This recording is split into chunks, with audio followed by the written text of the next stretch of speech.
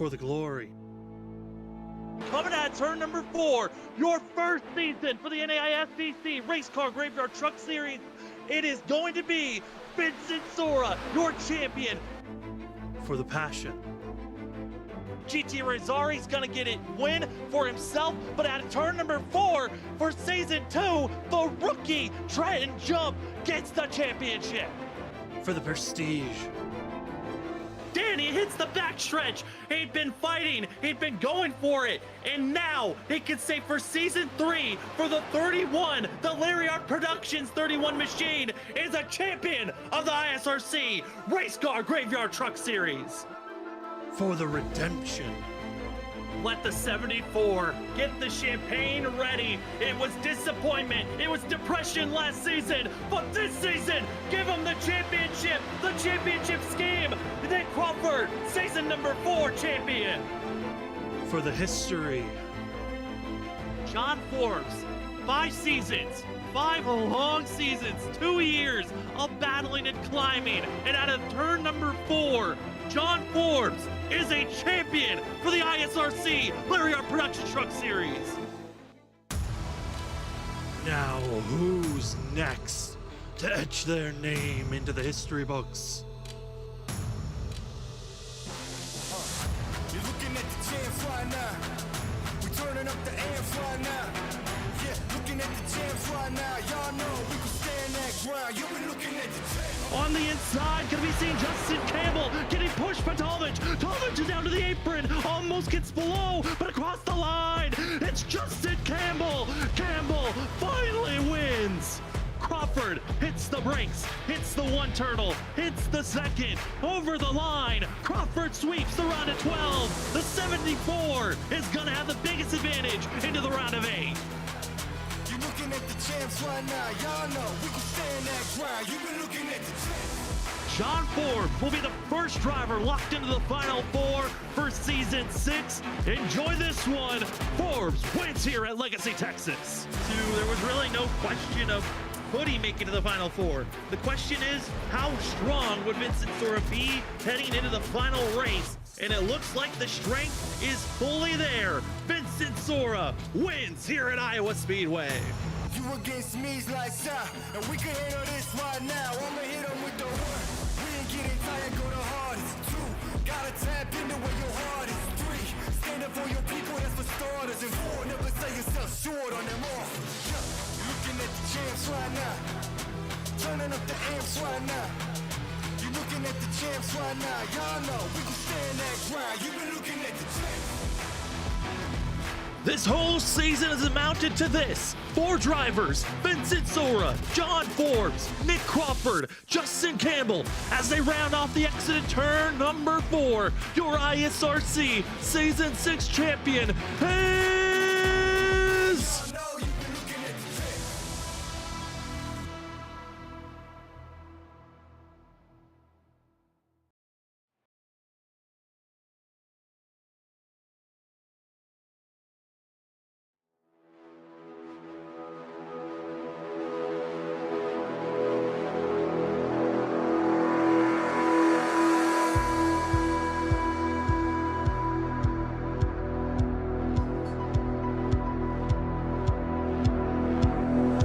The champs are here, and so are we. Welcome to Freaky Fast Broadcasting on your Monday night. Tonight, it's your ISRC Lariat Productions Truck Series Championship race for Season 6. The drivers have now entered into Homestead to see who will be crowned the champion for this season. We got 4 drivers, all many different storylines, but tonight we get prepared to crown one of them as your champion. We're excited to give you all the coverage here on Freaky Fast Broadcasting.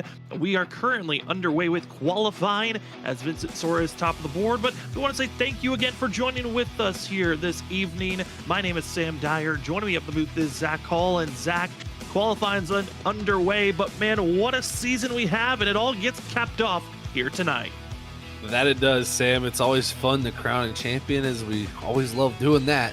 But it's going to be, I think, a monumental battle here tonight to see if that, so to say, streak of new champions here is going to be continually set here with the Justin Campbell Championship, or will we see one of our 3 past champions come through and get that first repeat championship? So there's a lot on the line, and Homestead, what a beautiful track to do it at. One of the best racing surfaces out there. I'm telling you, I cannot be more excited.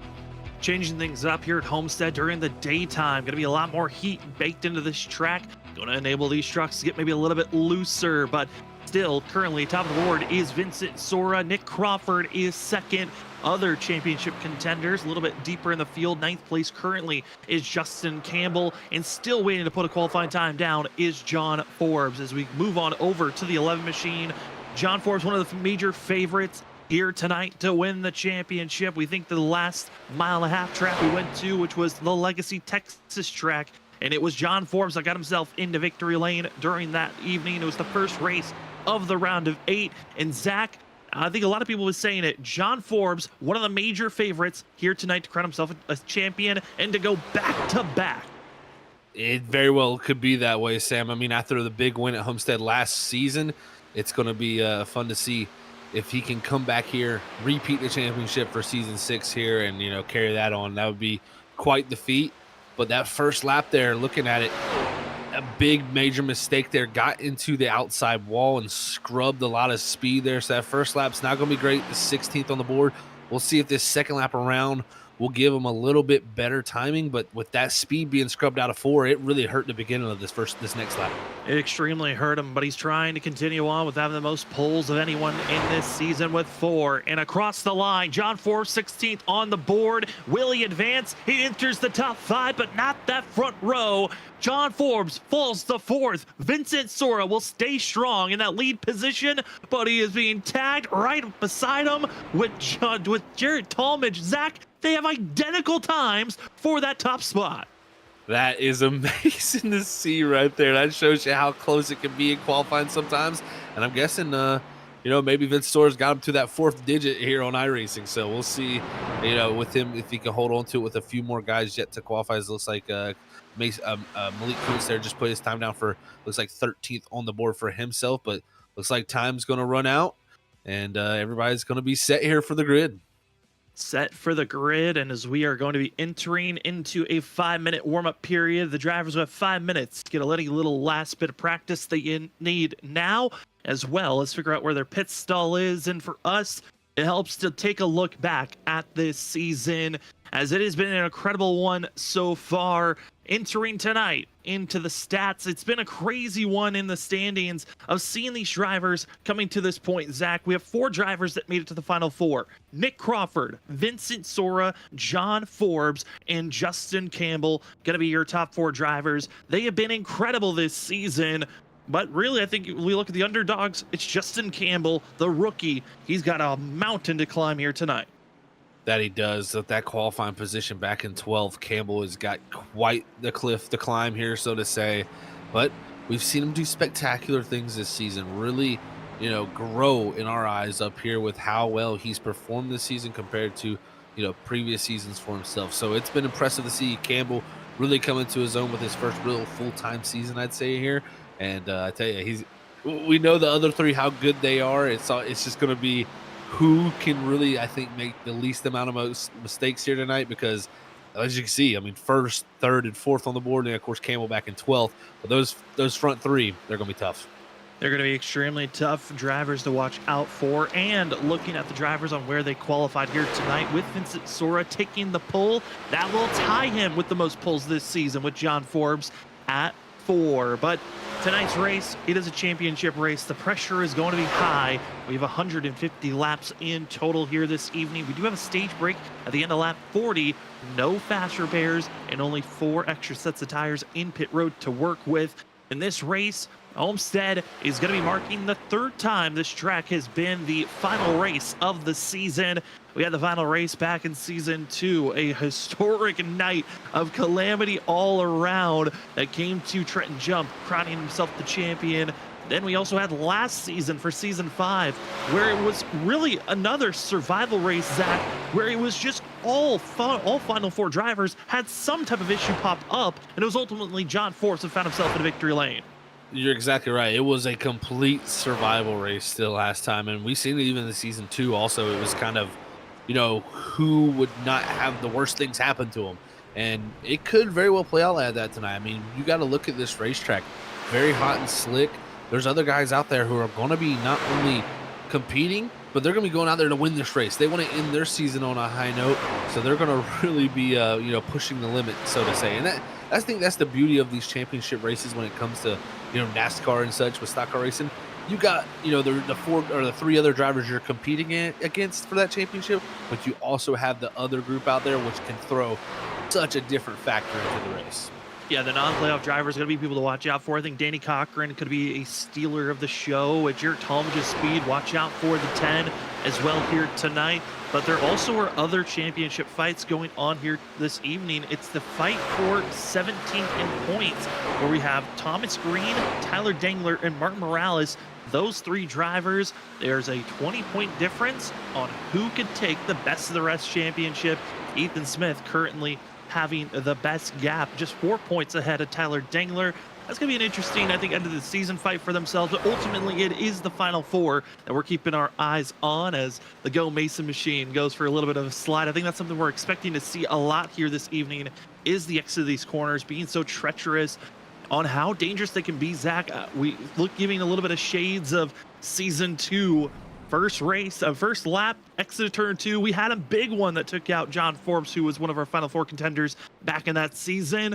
With the way these trucks are reacting here tonight, we could have a similar issue if these drivers aren't careful. That's exactly right, Sam. I talked to a few drivers, and they said that condition usually only tends to get worse now with this truck too. That looseness off the corner gets worse and worse as the run goes on. So I think at any point, you got to be on your toes coming off the exits of these corners, because like that we just seen right there, it happens in a blink of an eye. If you get that damage like John Forbes did in Season 2, you won't be winning the championship. You have to keep a clean truck. You have to stay on the lead lap and have to have a possibility to win this, because it's the top finisher of those four that will take home the championship.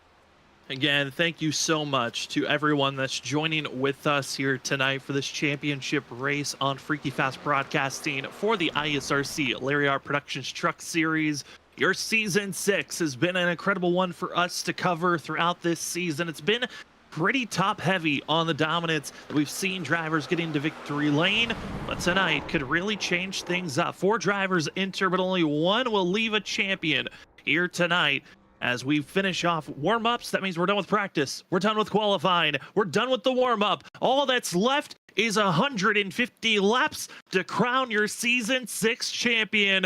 As the field is starting to grid up, we want to say thank you to Hot Lap Threads for being our starting grid sponsor. As if you'd like to go get your racing style tees, hoodies, t-shirts, and more, head on over to hotlapthreads.com to get your swag. As the drivers get prepared, we are ready for tonight's race. In York, pole award winner goes to Vincent Sora, his 4th pole of the season, tying John Forbes with the most. Jared Talmadge, identical time, but it goes down to that 4th digit. He'll fall to 2nd place. Then our second of our championship 4, Nick Crawford, in 3rd position. Our 3rd championship contender will start in 4th of John Forbes. Then in 5th, we find Thomas Green. Cedric Hunter will start 6th. 7th is Danny Cochran, Ollie Fonseca in 8th, 9th is Samuel Garcia, and in 10th, it's Anthony Gaudio. That's your top 10 entering tonight's race. Starting in 11th is the 16 car of Joshua Kanata. Alongside him, the other of the Final Four contenders is Justin Campbell in the 9 and 12th. 13th is going to go to the 98 of Malik Kuntz, with 14th in qualifying being held by GT Irizarry. 15th is going to be the 01 of Aaron Krolick. 16th is going to be the 38 of Christopher Norris, with the 17th position going to Mason Cassidy, a return for him tonight. 18th is going to go to the 25 of Cody Reed. 19th in qualifying is going to go to the 5 of Dakota Moniz. And rounding out the top 20 is going to be Ryan Ferraro, with our final 3 trucks on the field being 21st of Justin Malarkey, 22nd Martin Morales, and rounding out our 23 truck field is Tyler Dingler.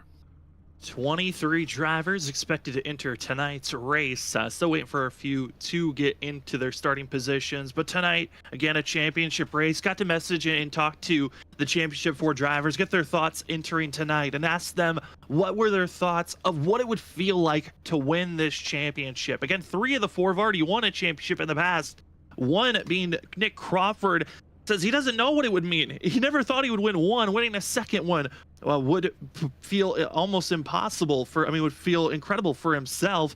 For Vincent Sora, he said it would mean a lot, especially due to the fact that with the stretch of him being gone from season 1 to season 6, this would be impressive for himself. He had to knock off some rust, and being the first driver to have a 2-time championship would be special, but to be the one driver to do it with only 2 seasons under his belt, that would be even more impressive. John Forbes, also a driver who's won the championship in the past, and he said this would just be a great way to cap off a decent race.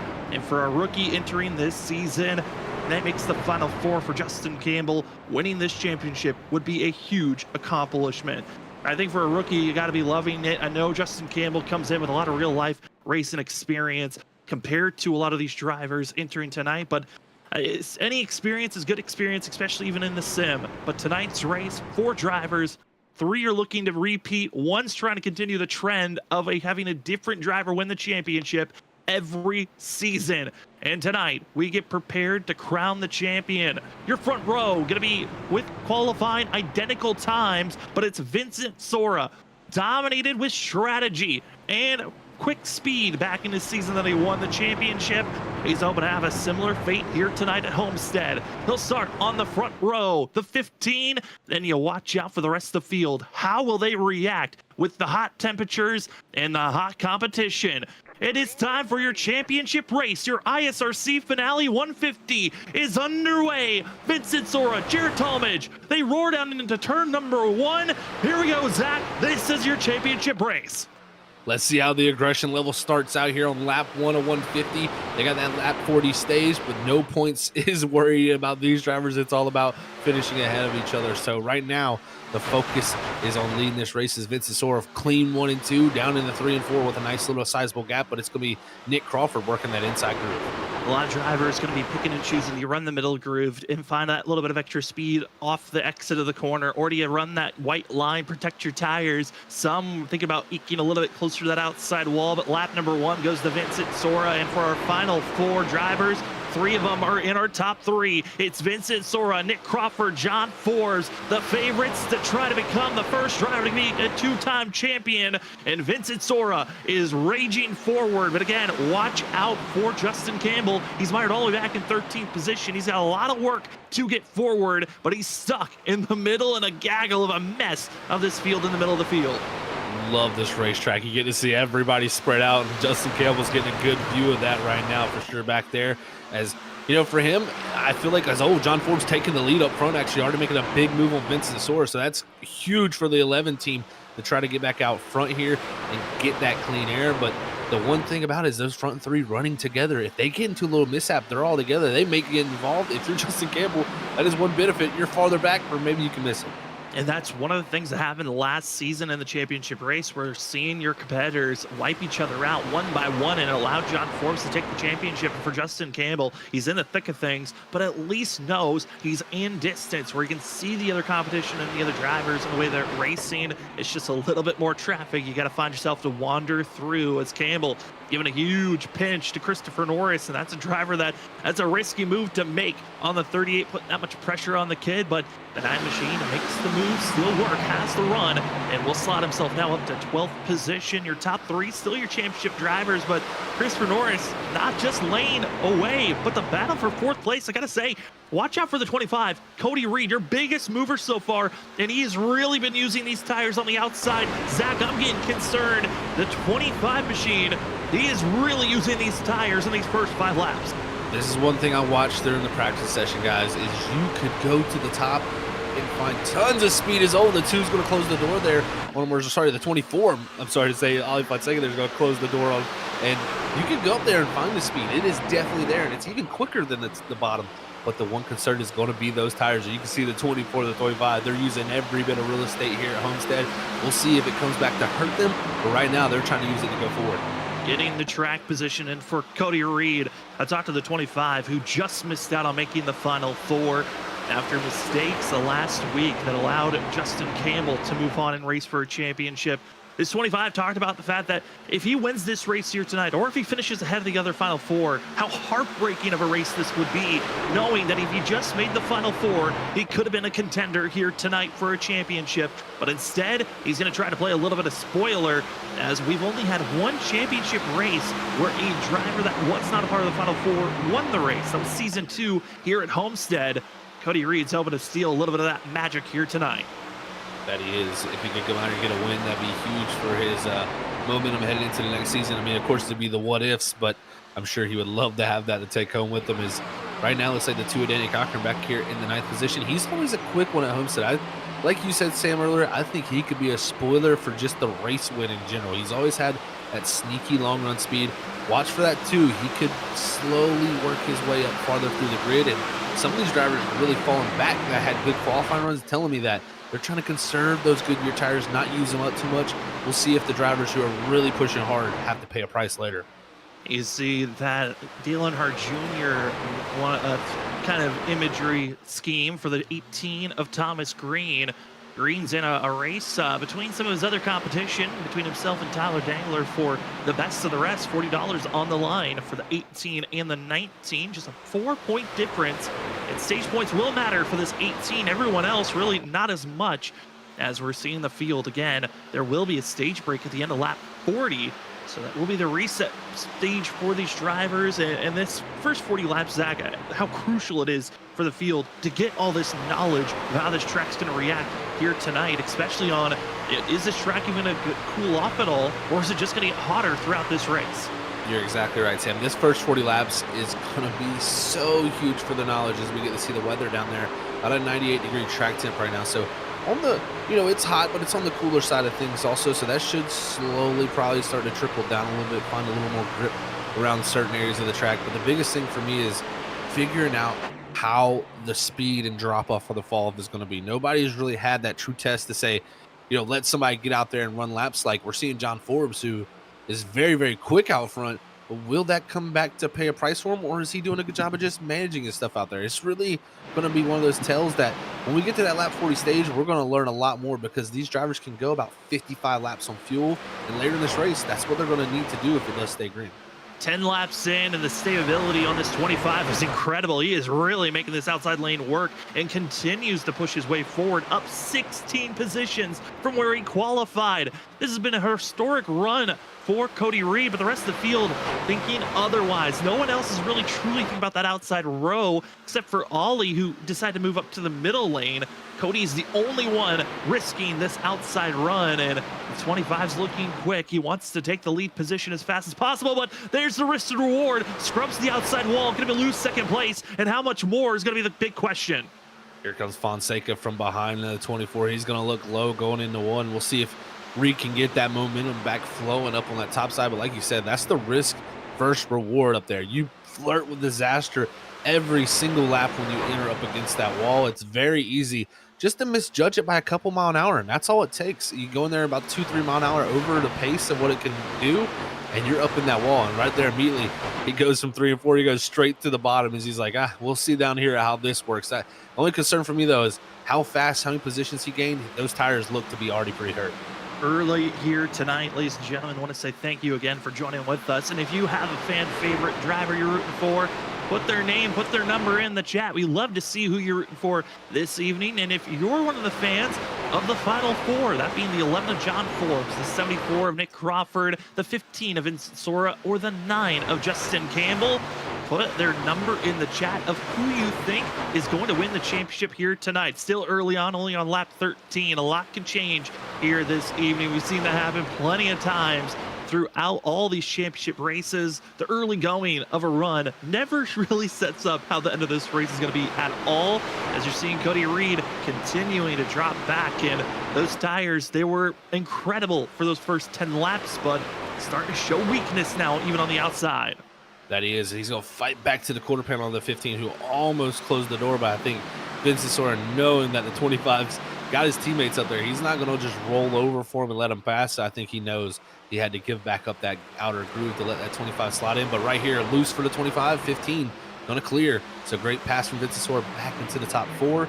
Now you're also seeing Joshua Kanata. He's starting to make a little bit of a climb forward. He started in the 11th position, so he's another driver that's really made a lot of progress forward.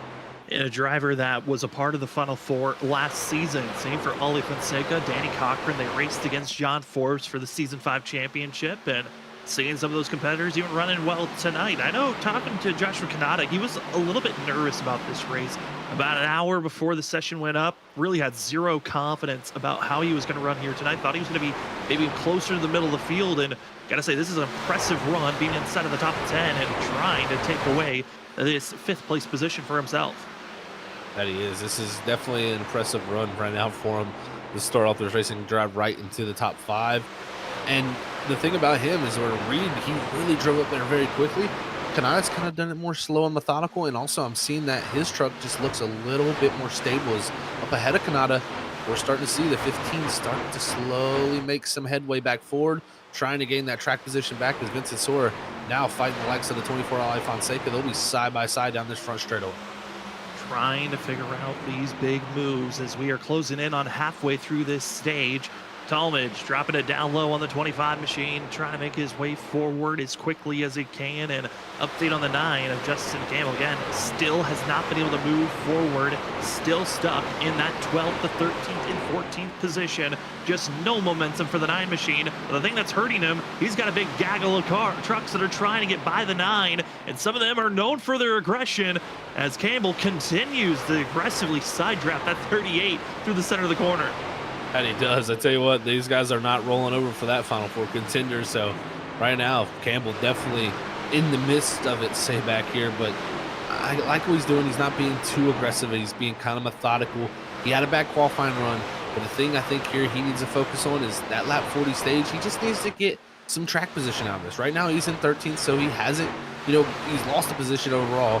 But if he's done a good job here to manage his tires, I think he'll be able to gain some spots here as the run goes on. We'll just see how it works out for him, because right behind him, these guys are some hungry wolves. They certainly are getting hungry. I saw the 98 machine of Malik Coons getting close to the outside wall. Tyler Dangler also snapping loose. Also in front of this field, Cody Reed had another scary moment off the exit of turn 4, scraping the wall and getting a little bit loose. Luckily didn't involve any other drivers, but starting to see those that pushed a little bit aggressively. Their tire wear is starting to show now as we're again here at lap 20. And Zach, you noted on it, it only gets worse from here. It really does. It just continues to compound, that rear end kicking out. And what kind of makes it even worse is a lot of these drivers will fight a condition where the truck doesn't want to turn. It'll get into the corner. It doesn't want to turn. They're cranking on that wheel to turn it left and get it, to go on the bottom.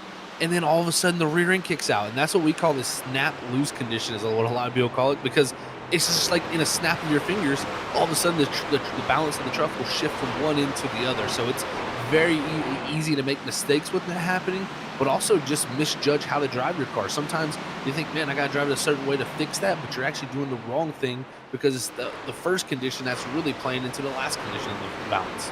And seeing Justin Campbell again fighting for his life to stay in this 13th position. Doesn't want to lose any more positions if possible here this evening, as we're halfway through the stage so far. Also, if you're just looking down in the chat, we have put up a poll. Who do you think is going to be the driver to win this championship between the 11 of John Forbes, the 15 of Vincent Sora, the 9 of Justin Campbell, or the 74 of Nick Crawford? Currently, there's 4 people that have voted in, and 50% of the votes have called for John Forbes to be the driver to win. And currently, he is doing just that up front, leading the way, leading the charge, and he is not giving up this position. But anything, this lead position has continued to grow since the last time we took a look at the 11.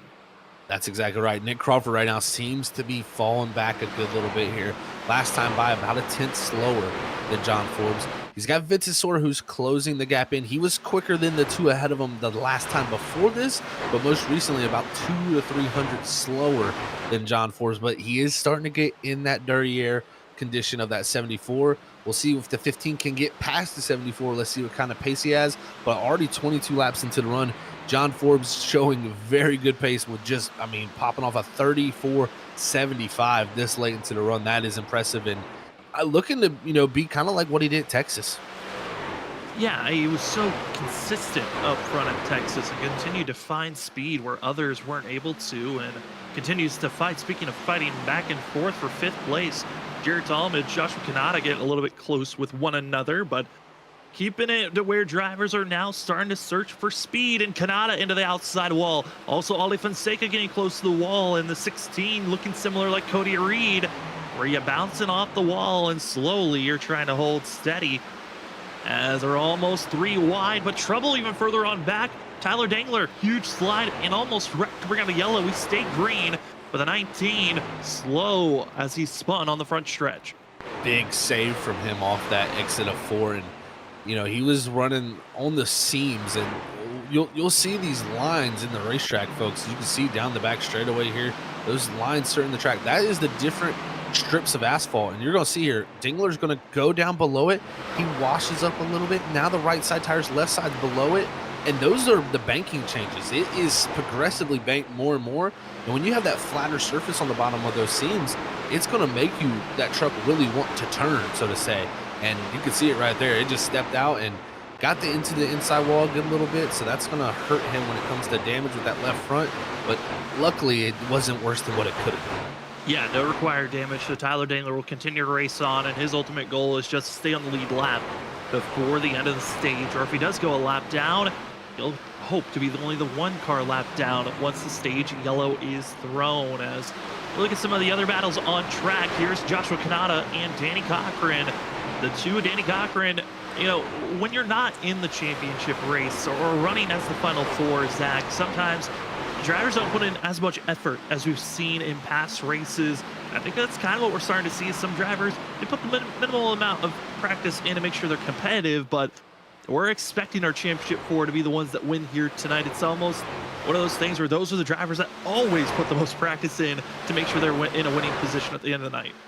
Is always funny to see when you get in those championship 4 races, so to say that it's usually 1, 2, 3, 4 in that race, and it's just that way. And it really comes down to what you said, Sam. It's preparation. If you know you're racing for a championship, you're going to go out there and prepare as much as possible. And I can tell you, folks, the best way to get fast and get better is just put in laps, and that's what a lot of these guys have done who have prepared for this, and it's showing right now for our top 3 being John Forbes, Vincent Sora, Nick Crawford. Now Campbell struggling a little bit back in 12th, but he's still got a long race to go, of course, but it is that usual thing that you see. So some of these guys who we've seen in the past be dominant even at some of these tracks, they might come into this race with a little less effort into it because, you know, no reason to really prepare when you're not racing for a championship. Malik Kuntz able to get by Cody Reed, and the 25 continues to falter backwards. At one moment was almost in a position to fight for a 2nd place and almost for the lead, but now is falling outside of the top 15 to 18th place and giving us a good picture of if you push too aggressively too early on, this is what you're going to be rewarded with, is just a vehicle that is mad at you, and it is a handful every single lap. As Cody Reed now falls to 19th position with Brian Ferraro trying to make this pass, as we are coming up to 10 laps to go left in this stage before the yellow flag will come out. As Cody Reed continues to hold steady as long as he can.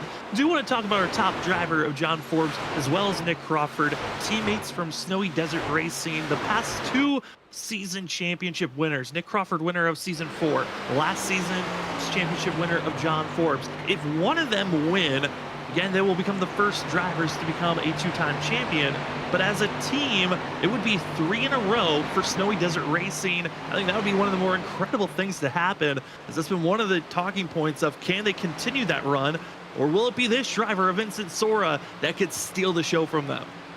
He's got up in the 2nd. You know, we talked about it once he got past Nick Crawford, what would his speed be like? He got up in the 2nd, and he's pretty much matched John Forbes. That, I think, has been the issue, is it's either been Forbes is a little bit quicker or they're matching, or Vincent's a little bit quicker. So it's kind of been push and shove when it comes to those 2 up front. And that tells me that Vincent Sora's not going to have to be able to give up as much track position as he thinks and gain it back. So we'll see what he learns from this 40-lap run, but those 2 up front look to be the top 2, especially when it comes to watching lap times. Larry Art Production schemed trucks trying to battle between one another. Not part of the same team, but under the same sponsors. You're seeing Danny Cochran in the 2, getting by Ollie Fonseca in the 24. Jared Talmadge trying to follow in suit as the 10 drifts up and giving a little bit of that dirty air. These new trucks, I think tonight also helps, is you're going to see also behind them Anthony Gaudio in the 3 machine having a little bit of a slide. But these trucks, Zach, it was just a few weeks ago that they got their major update that really changed the aero side of things for these trucks, the handling. I think tonight, yes, for some of those that aren't racing for a championship, it's kind of heartbreaking that you're not in that fight, but the knowledge that you're going to be taking in to prepare for next season, this is going to be massive. Oh, for sure. This is a huge learning curve. I mean, the switch that we got with that update has changed how these trucks drive almost a complete 180. So you've took things you've learned throughout the season and tried to apply them. They probably haven't worked right now. So right now, I think is the biggest thing is learn through these final few races, prepare through the off season. So when you come back, you have a grasp on this, because it looks like, in my opinion, at least, and we're looking at the mile and a half stuff, John Forbes has really got something figured out. He's really put in the work, and he's figured out what this build needs to drive like. And that's sometimes what it takes, you know, just figuring out what the intricacies of each update are. And man, I tell you what, some of these drivers are going to be definitely taking notes from the night. And trying to take one position away. You can see the wiggling in the purple machines, but it's the gray. Number 9 of Justin Campbell has made his way forward at least 2 positions from the last time we talked about the 9. Trying to move his way inside of the top 10 with this pass on the 16 of Joshua Kanata. And right ahead, you see the 3 of Anthony Gaudio. We're coming up very closely here to the end of this stage. Also, for those that have not voted yet, we've got ourselves 7 votes on who you think is going to win this championship. Will it be the 11 of John Forbes that leads the race currently, or will it be the 15 of Vincent Sora who's in second, third being the 74 of Nick Crawford, or the 9 machine of Justin Campbell?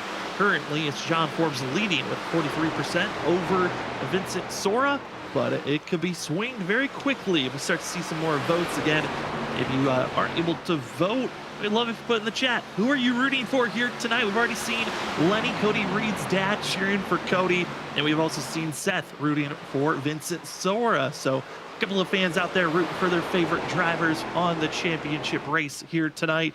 Thank you again for joining with us as we have ourselves 5 more laps to go before the stage yellow will be thrown and it will reset the field. And Zach, I feel like that reset can really change things up on the mentality some of these drivers might have pushing forward. It will. I think you're going to see a huge switch up. You know, still going to be a longer run that we need later in the races. Oh, great pass here from looks like Cedric Hunter making the move there as Jared Talmadge has gotten by the 74 Nick Crawford along with Danny Cochran. So Crawford here falling from 3rd back to 6th here quickly in the last few laps of the stage. But I think there's going to be a lot to take away from this run now, knowing what these trucks do, especially with it going all the way green. If we had a few yellows in between, it'd have been kind of hard to judge how to drive the truck in the final run of this race. But I think now, knowing what they have learned, it's going to be much more interesting when we take off this next time. As we're seeing again the battling between Jared Talmadge and Cedric Hunter. This is for the battling position for 4th place between the 7 and the 10. John Forbes still leads the charge, 2 seconds over Vincent Sora, 2 seconds between Danny Cochran and Vincent Sora as well. Cedric Hunter, usually a strong driver here at Homestead, just trying to take in this race as much as he can with every passing lap to take in that knowledge. 3 laps to go, though, before the stage yellow will be thrown. Tonight, John Forbes looking the strongest of all drivers. Your biggest mover so far here tonight is Danny Cochran, up 4 spots. The former biggest mover, Cody Reed, he's fallen down to 20th position. And a driver that has lost the most spots is actually going to be Samuel Garcia, down to 17th place. A great qualified inside of the top 10, but has fallen all the way down to 17th place. As we're seeing a couple of different duels behind the 2 of Danny Cochran. Drivers are settling in for now, as going to be trying to at least take 2 more spots before the stage yellow is thrown. It's Justin Campbell in the 9, trying to set up Thomas Green as well as Anthony Gaudio.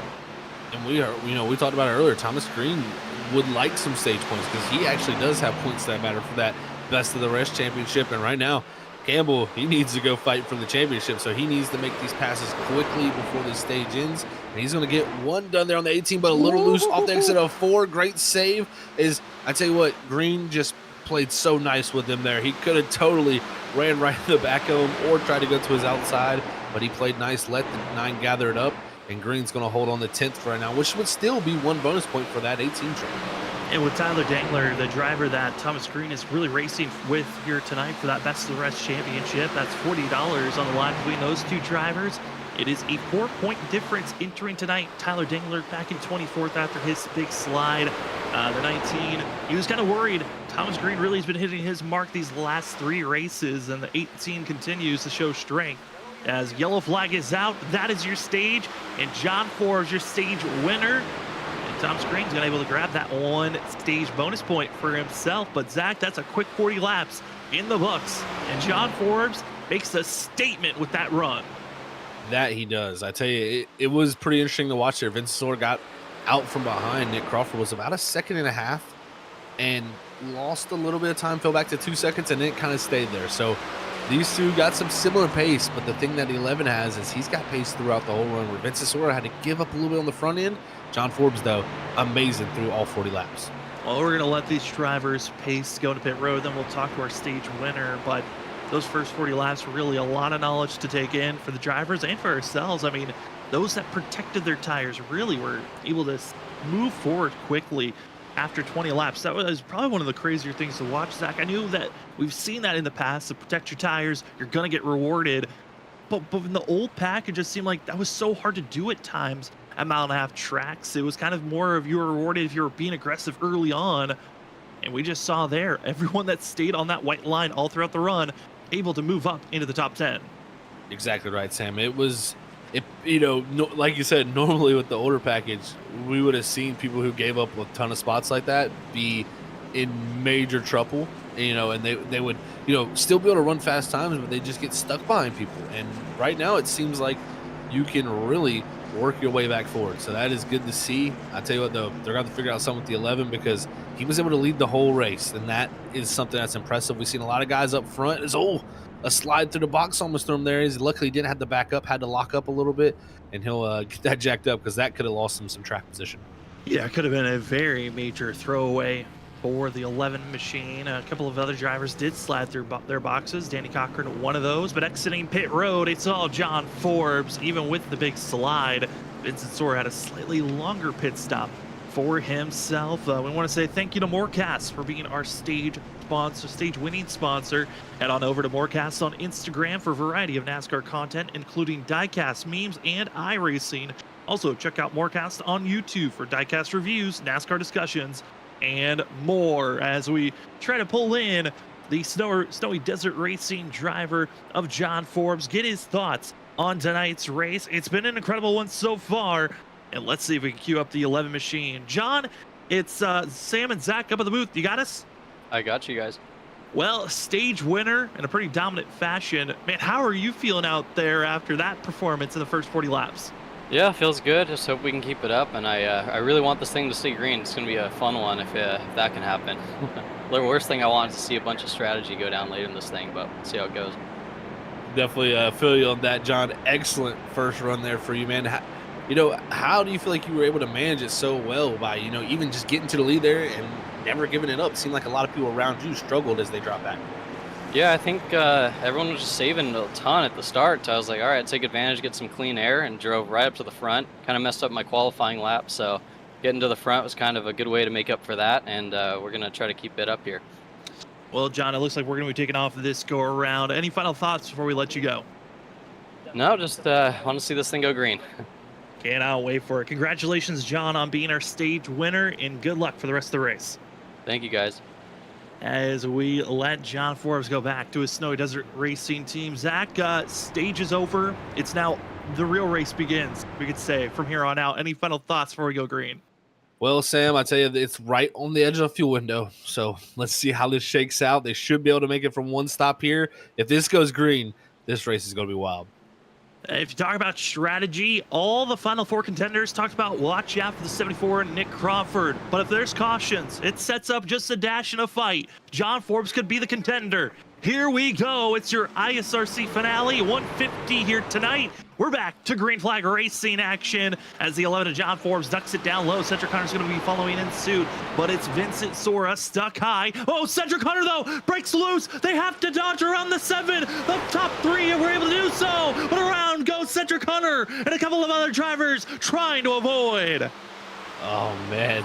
I don't want to say a classic Cedric Hunter, but, as him being my teammate, we know he is classically known for sometimes on cold tires just trying to get a little bit too much and get surprised by that truck. And it looks like he had the moment in the middle of the corner, then late off the exit, it looks like maybe got some more help from the 9 as we'll go back here and check it out.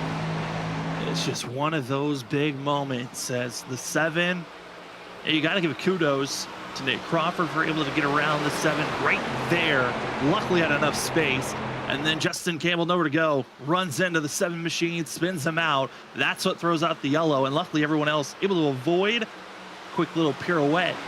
And that will bring out our first on-track incident of the night. And looking back on the 7, I mean, Zach, what a save initially, but the rest of the field's at full bore. There's not much that they can do here. Yeah, not much they can do. I think the 9 there, I mean, he can't really lift. He's in a position where if he lifts, he loses a ton of what the track position that he would already gain back up.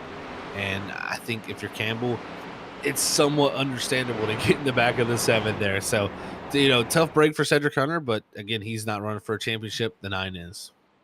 And with us going with a quick restart there and only able to go about 2 corners, now the tires become a bigger question of note. They are going to be cooling off even more on this run. And that we saw in the initial start of this race was really clean. But this go around, that question, Zach, of fuel window being right on the limit of this race becoming a 1 stop, I think this helps it be a little bit more manageable to work with. No doubt. This is now, in my opinion, it's very easily a 1 stop. We're looking at about 54, 55 laps on a tank of fuel here tonight. So with us restarting there on 44, it again was right in that edge of the zone. But I think we'll be completely fine now with this. And this is now going to come down to when do you pit, strategy of, how hard do you push here? Because we heard John Forbes, he said, man, he was surprised by how much saving was going on from a few of these guys. And he just took advantage of that to get to the clean air. We'll see. Does Vincent Sora play a different game of, I can't fall back as far. I need to stay on that 11 and keep the pressure on him. Because I think that's one thing that's very critical is if you're able to run your clean lap around this track, it's actually pretty easy to run fast, consistent times. It's when someone puts that pressure on you, when you start to maybe overwork the tire, over push a little bit, that we see those problems come out. We'll see if the 15 maybe does that this time, or maybe his teammate Nick Crawford says, I got to get to the clean air. It really, my teammate used it well. Maybe that's what I need. We do want to say thank you so much to everyone that's watching with us. So far, 9 people have voted in. Who do you think is going to win tonight's championship? 44% give the win and the championship to John Forbes. You have a tie for second between Vincent Sora and Nick Crawford at 22%. And Justin Campbell with a 1 vote at 11% for himself. Question is, if you're able to, we'd love to see your opinion. Who do you think is going to win the championship? Go down into the poll in the chat to throw down your vote. As up front, John Forbes, Vincent Sora, Nick Crawford going to continue to be your front 3. Now with seeing Justin Campbell instead of our top 10 and just outside of the top 5, this 9 wanting to be a threat to watch out for, but this restart could be critical. Who's going to fight for the clean air, or who's willing to stay in line to save the fuel? Big questions about to be answered as the pace car makes the hard left-hander to pit road. We're getting ready for some more green flag racing for the championship race for season 6. Your ISRC finale 150 is back underway. Great starter from Forbes, but it's going to be Nick Crawford who's trying to get the side draft on the 15 of Vincent Sora, and he's going to get there on the quarter panel. It's going to be the question, though, what does the 15 do this time? It looks like he's going to pinch the 74 down and try to hold on the second and maybe even go for the lead down the back straightaway. Massive run. Going to be for Vincent Sora. He'll duck down low, trying to get to that inside quarter panel of the 11. He'll do so. They'll stay side by side for a quick moment, but Forbes digging a little bit deeper. He puts the throttle down through the center of the corner, and he will not give up the lead position. Forbes keeps the nose ahead. Sora might have to use a little bit more tires if he wants to take that lead.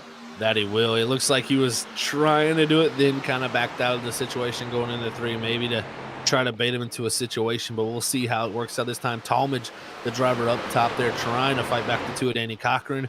We'll see again what are the aggression levels going to be this time, because people learn, I can come forward if I save my tires, or you can also burn your tires up by running fast. So let's see what the aggression level is. Is the 9 of Campbell there trying to get to the inside of GTR's Ari. He just got stuck in traffic. Everyone clogging on the inside. Everyone has to back out, and it almost gave Anthony Gaudio a chance to steal 4 positions in one moment. But Justin Campbell stuck in the hornet's nest. It is pandemonium back here in the middle of the field because you're trying to find an opening to slot your way forward, but they're checking up in front of you. You got a wave of drivers behind. There's not very many options, and some drivers almost thinking about maybe forcing it 3 to 4 wide if they have a chance. Oh man, this is getting to be a big stack up now. Christopher Norris on the back bumper of the 9, the 14 stacked up on the 2. Everybody looking to stack on the bottom while the outside's kind of rolling. We'll see if maybe Campbell elects to go to the top side. Will he utilize that like we've seen the 25 and the 24 do early in this race? But it is a kind of risk versus reward, and we see it there. Cody Reed, fastest lap of the race. I think he's back to the top again, ripping it. And there's one driver that we know is just out here to have fun, and that's Cody Reed, ripping the top and not giving a care. But one driver might care, ducking down onto the apron for a quick moment. It's Christopher Norris, who had a big scare for himself. He'll keep that 38 underneath and not going into the wall as he'll slot his way back onto the track just instead of our top 15. But side-by-side racing, we're looking like a Christmas tree with the way they're driving, and it's Cody Reed ripping the top, gets by Campbell, and continues to move forward. Huge block by Ollie Fonseca, though, doesn't want to give that space to the 25. Big moment there for sure. If that would have been a wreck, Justin Campbell's right behind it, and that would have been a major one for sure. As Reed again ripping that top side. I mean, he, like you said, I think he's here just to have fun, and he knows what he's doing is going to hurt those tires, but he's not willing to back down. Hey, at least giving us a show for these first 10 laps of a run when we go green. But again, it's going to be thrown down of Cody Reed. Those tires will fade away, expected in the next 2 to 3 laps, and it really went away after he touched the outside wall. I think that's going to be the sign of when Cody Reed's tires are fully disappeared and gone, as he is now sliding his way up inside of the top 6. Ollie Fonseca as well, working the outside groove. They are working as one, pushing their way forward. It's the 24 and the 25. That they are definitely working as one. We saw them do it before. It really utilized it well, and right now working it good. And I think he's going to cut a little break there for his teammate Nick Crawford down the front straightaway, give him a little push here, heading off into the corner. But you're Cody Reed, you're trying to get right back up there into the mix. And if you never know, if he runs up here, get some track position, we get a quick caution at some point, he's going to gain a ton of track position. So it's one of those things that, yes, he might be hurting himself for the long run, but you never know when a caution is right on the next corner. You could time this perfectly if you're to 25. I'm getting nervous for the 9, though. Justin Campbell now being pressured by Samuel Garcia. Garcia, the 50, going to push the 9 to the outside groove, and I think for Justin Campbell, he has to push these tires at least a lap or 2. Get by the 10 of Jarrett Talmadge, who's kind of just being the front driver, leading this chain that is really protecting their tires for a long run stint. And this 9 just has to take each position possible, slots his way in front of green. But I'm nervous for Campbell because he's losing a lot of time by willing to just stay stable where he's at right now. Completely agree with you, Sam. He's going to have to kind of get out of his comfort zone and overdrive that truck for just a little bit to kind of jump these guys. It will maybe backfire and hurt him for a little bit of the long run. But if anything, track position is so valuable sometimes that you got to go for it. And like you said, the time loss is really the big thing. He's already 2.5 seconds behind John Forbes this early into the run. John Forbes, Vincent Sora, they are having their own little duel that's starting to mount up here in the next 2 laps, I believe, is when we're going to be seeing those movements happen between the 11 and the 15 for the lead. But other drivers still seeing the back of this line and this train of drivers. It's getting a little bit clustered up. Drivers are not being willing to be patient and just stay in line. They see an opening, they're willing to take it. And as the 9 is he's further up enough that he can take a little bit of a breather, but the entries are always going to be scary to work with. But a driver that I think is in the scariest spot, Nick Crawford, with his teammate of Cody Reed, kind of just having a for fun race with Ollie Fonseca. They're going back and forth, pushing these tires as aggressively as they can. Crawford is stuck in their tracks, and with every passing moment, those tires are going to fall away, and if they snap loose randomly, the 74 can get caught up in that mess. Exactly right. And when you have to run too wide off the exit of the corner sometimes, like Crawford's had to do, he's almost going to make contact with the 24 there. Is the 24, I think, back to corner up. Nick Crawford dives to the inside. That was a great save and almost a major mishap for those two right there. But Crawford, like you said, he's seeing those two up front kind of drive away. If he runs here side by side with this group who's ripping this top, that's only going to hurt his tires too, where he has to really tighten off the exit. So if you're Crawford, you want to get clear of these outside line runners very quick. Give me some breathing room to work with is probably what Crawford's thinking, and let yourself have your own battle between each other away from me. But once again, Ali Fonseca trying to defend and run that bottom line. Just with the odd entry point that's being stuck side by side, it kind of forces the issue to force Nick Crawford to back off that corner a lot more. And oh man, this is definitely some wild racing there. And if you're Nick Crawford, it can get a little frustrating. You know what you're racing for, and these other guys are out here racing the race. And again, that's what we talked about at the beginning of the race. It's different than any other championship or any sport out there. You come into this championship race, you're not only racing the people you're competing against for the championship, you're also racing every other single driver that's out here. And it can make it tough and sometimes frustrating where you feel like, man, just let me go. I'm battling for that championship. But if you're Fonseca, I mean, he's racing himself for that 24, and he's gonna be trying his hardest to win this race. But there you can see Crawford got the job done. He's gonna be, I think, a little bit more happy now that he's got some air on that nose. I would say 50-50. Half of it being happy that he's gotten the pass done, half frustrated that he had to use up so much tires. During those little bickers and fights back and forth, they actually were catching our top two, John Force and Vincent Sora, which means it means that Nick Crawford's using up his tires a little bit more to try to make that pass.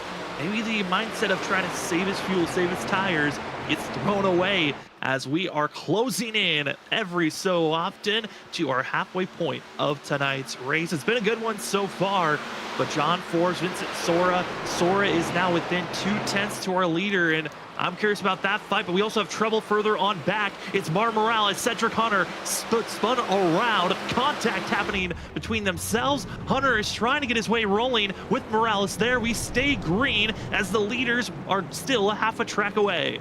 Oh man, that's Cedric Hunter's night gone down the drain after one incident. I mean, he was looking strong at the end of that stage with his long run pace. Right here, we're going to get to see what happens. Looks like behind Malarkey, looks like even Morales there up ahead of, like you were saying. And I think it's going to be Malarkey getting in the back of Morales, turning him down into Cedric Hunter. Just a bizarre moment that throws away both of their races, and expected to be entering pit road to get service done is Mark Morales and Cedric Hunter, as we are back to live coverage. Both have swapped positions but are hurting on tires. Back to the battle for the lead, though.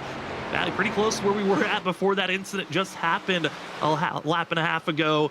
Zach, it is Vincent Sora. He has caught John Forbes, and this has been the worry, I think, all week. Is John Forbes knew he was going to be strong, but how much of this race was going to take for Vincent Sora to kind of get this race under his footing to be a threat for the lead?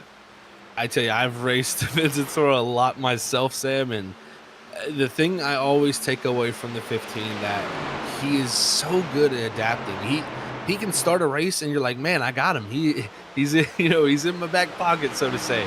And then he just figures it out. The kid is a natural, and he is definitely, I think, picking things up from John Forbes that maybe John is not going to be liking here too soon. But I think at the end of the day, this is kind of what we thought was going to be coming into it. After we've seen the runs they had at Texas with this new package, these two just look to be a step above everybody.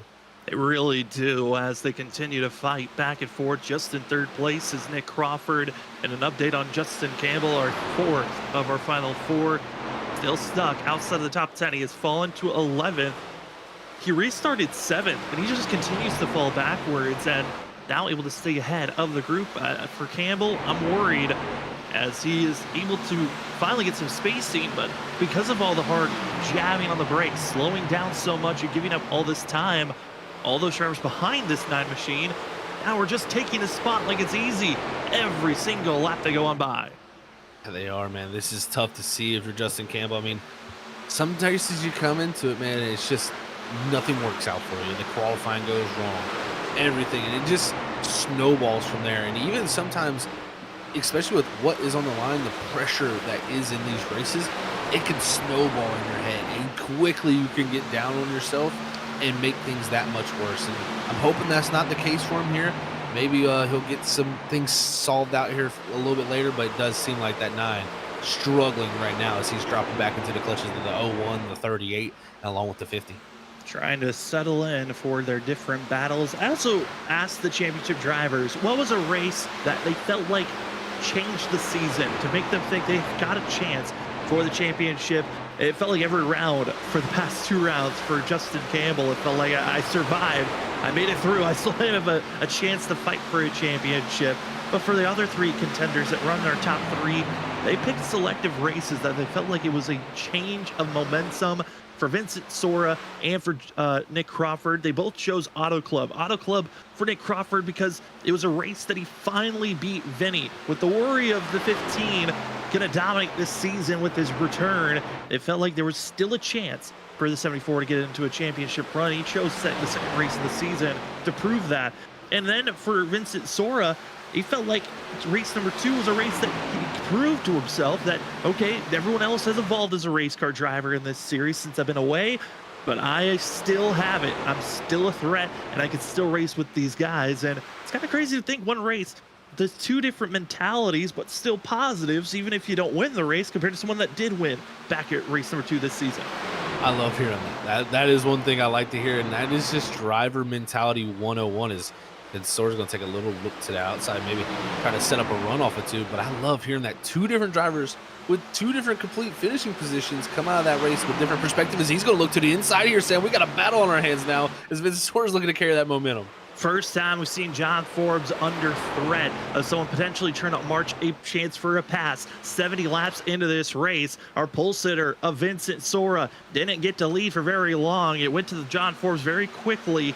The 11 defends that push. Round number 1, give it to the 11. We'll see how many more rounds we have to deal with as we're closing in on halfway of tonight's race.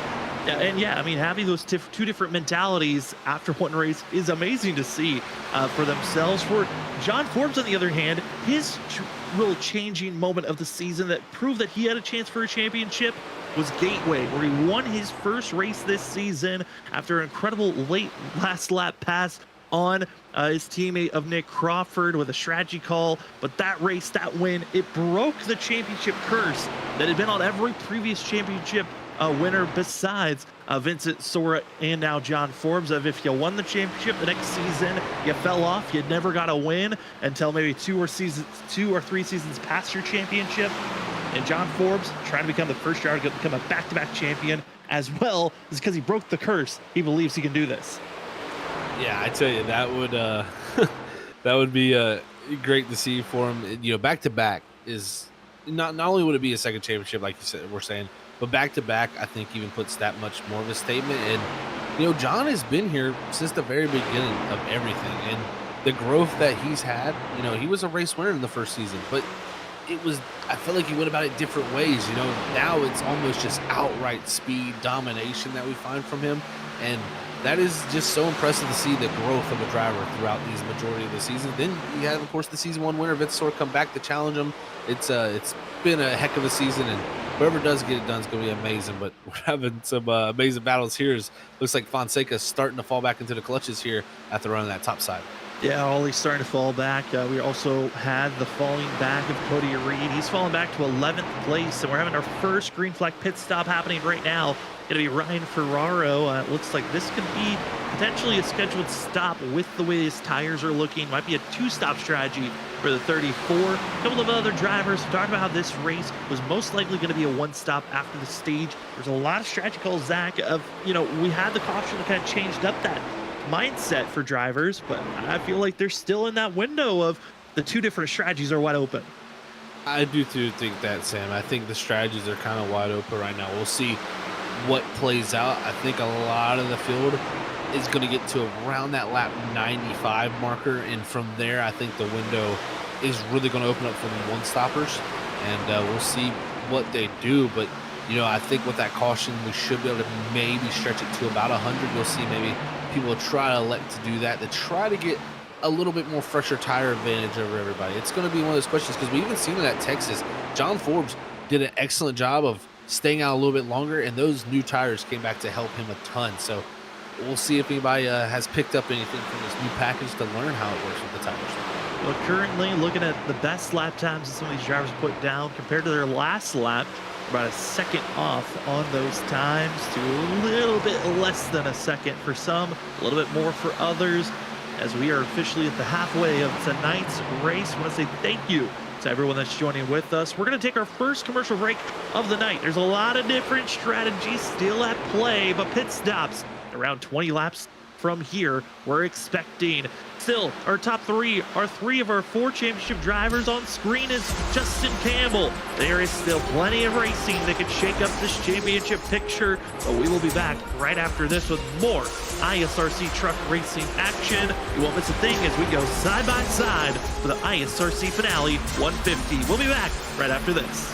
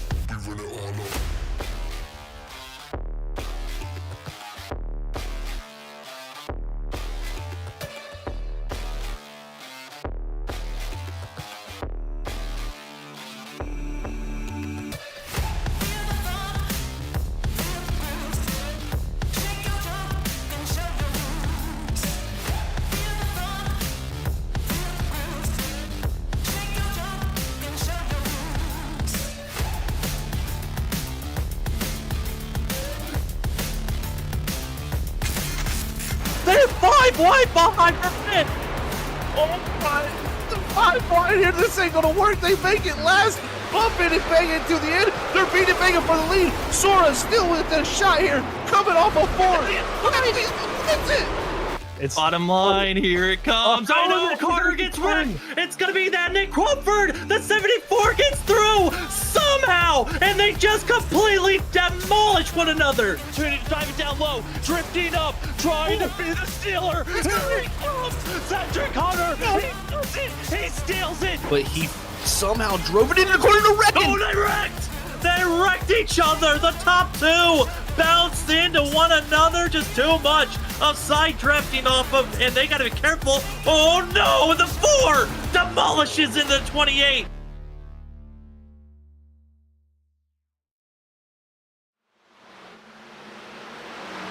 Welcome back, ladies and gentlemen, to the ISRC Lyra Productions Truck Series on your Monday night. My name is Sam Dyer. With me is Zach Hall. Running productions in the background is Robert Moyer Jr.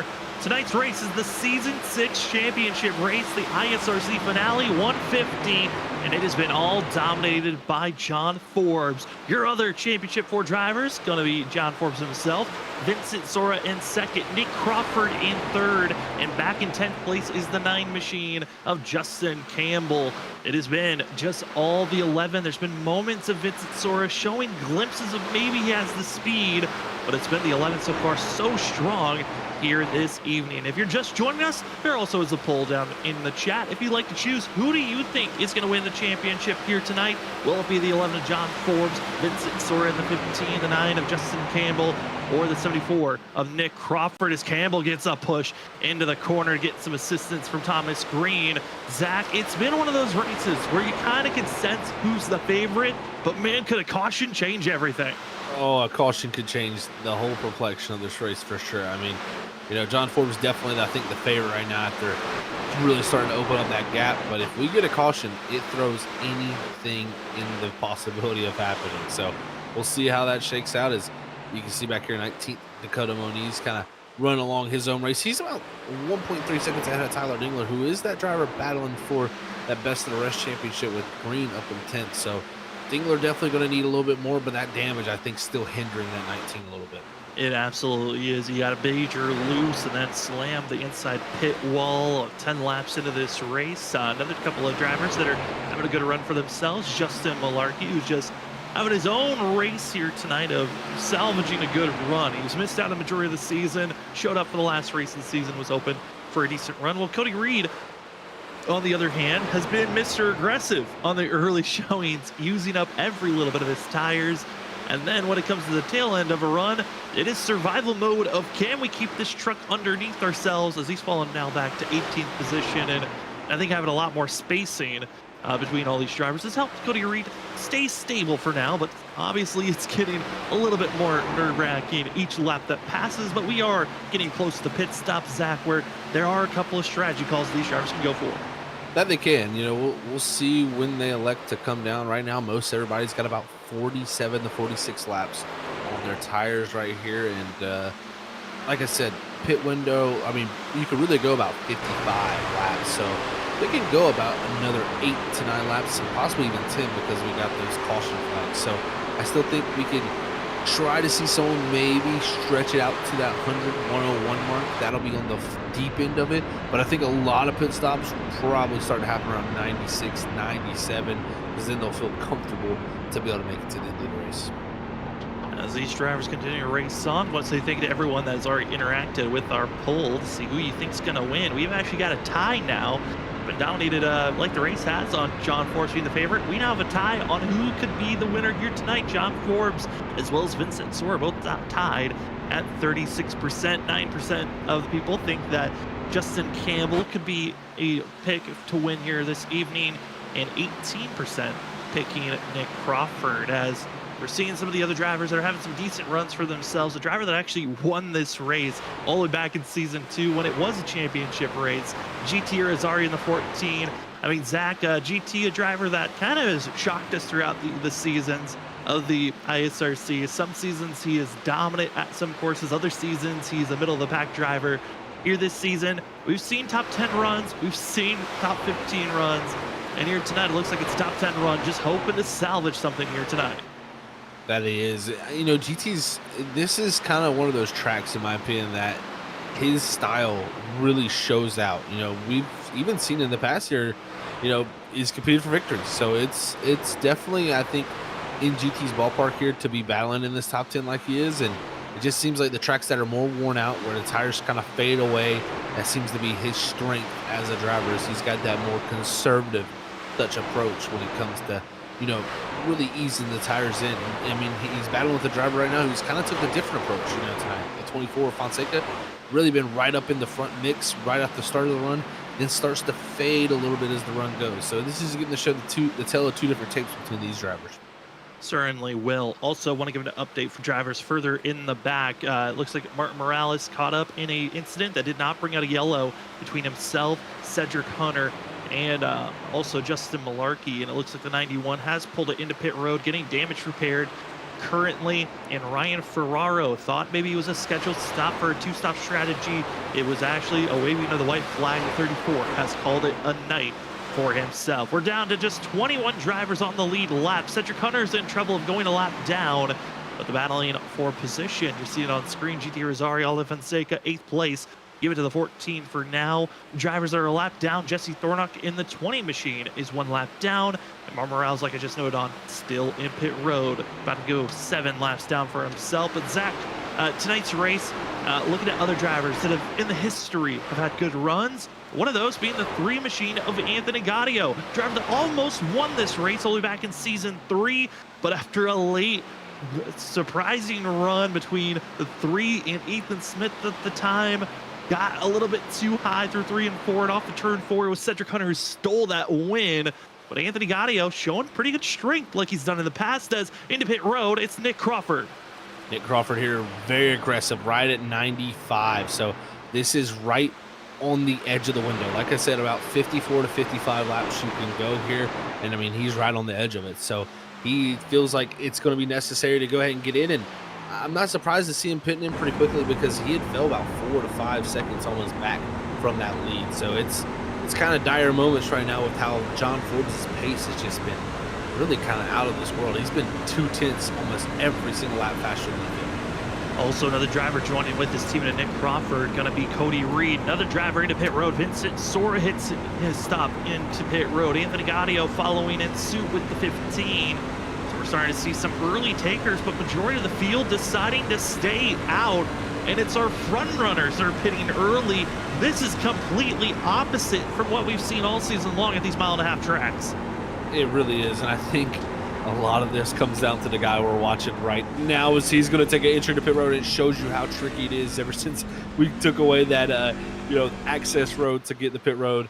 It gets very tricky here at Homestead when you come off that banking, and he carried a ton of speed. So right there, I think Forbes nailing that entry, and we'll see right now how big the gap will be because he waits no more than 1 lap to come down. And I like that call. Don't risk anything. Comes down here, and he's going to stay ahead of this group, in my opinion. It's his mark and going to be into pit road. No black flag caught as pit road speed is 50 miles per hour. These drivers going around about 150 at their slowest to 140 in the center of 3 and 4. So able to slow down just enough. One driver, though, makes a mistake on pit exit, excuse me. It's Dakota Moniz who has to do a drive-through for the 5 after an unsafe pit exit. Nick Crawford, though, fastest lap of the race. That 74 was really trying to cut down on all the time he could with that earlier pit stop. That he did. He jumped ahead of Vincent Sora, and I went back and looked at it too. Mistake from Vincent Sora. Slid through the box, had to back up. That's why Vincent Sora is going to be easily behind Nick Crawford now. And I tell you what, John Forbes, so much comfort from him because we see Crawford here. He's crossing the start-finish line. Forbes is going into turn 1, and he pits 2 laps later. So excellent job from the 11 crew. I mean, Forbes had the timing perfectly lined up for himself, and it's going to be placing the 11 in a prime opportunity to take this championship away. Not expecting to see any more stops from here on out for that 11, but a caution could change this race up as it would bring everyone back together. But we're seeing more drivers entering pit road, and it's Cedric Hunter, pit road slide. That's a little traditional for the 77. Every little mark of possibilities of mistakes, Zach, except for being the lead driver. That's for sure. Yeah, it's definitely a little mistake. Is there goes Thomas Green, and the bigger mistake is he's going to spin it around, and he's going to slap the right rear on the wall. That opens up the door here for the possibility of Tyler Dingler. Now, if you're Dingler, you got to take advantage of that. The best of the rest is underway, and I think for Tyler Dangler, who just enters pit road, he now sees an opportunity in front of him, but was not able to be in that position. I'm curious on what the difference is going to be for the 18 and for the 19 machine, because it looks like Thomas Green, he still had a big enough lead that he'll keep that top position for the best of the rest. Here's other drivers though. Oh, Kanata, all for the sake of the old tires versus new, as the 16 driver tried to get by the 24. Cody Reed, also a driver that's trying to mount some passes here. The 25, fresh rubber. We know what that means. It's go time for Cody Reed. That it is. I'm surprised I haven't seen a purple lap time click off from him yet. I think he's a little bit stuck up behind this group here that he can't find that way forward. But there you can see the 10 of Jared Talmadge coming off of pit road. And we'll see how this all works out. And the one thing I will say is we talked about the best of the rest. I'm concerned about that 18. He took a hard hit when he spun that truck around on the right rear. I wonder if that will play any factor for him and maybe open up the door for Dingler there. But here comes the 14 years already. He looked to the outside. So big moves being made all around this racing surface. Fresher tires for GT Irizarry, a 4-lap difference between the 25 of Cody Reed and Irizarry.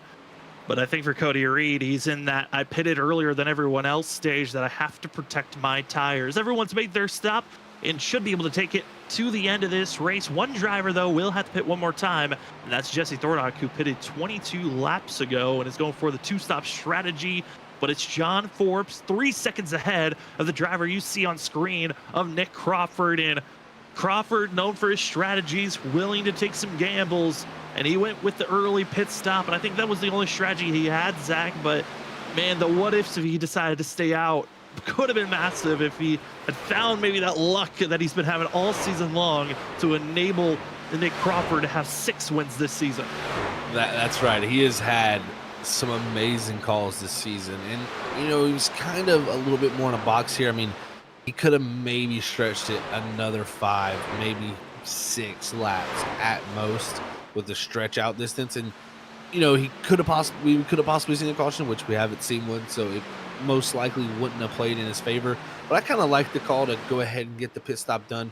I was looking at lap times. They kind of get into a range where you run a similar lap time over and over and over again if you're consistent. So good job out here. I think he's really right now focusing his sights on, if we do get a caution, I need to be that second place driver so I can put the pressure on my teammate and not allow Vincent Sora to do it. So it's being second is not the worst thing here if you're Crawford, but it's still a huge gap to close in with Forbes out there, fresher tires, and that gap. Feels very comforting if you're that 11 team.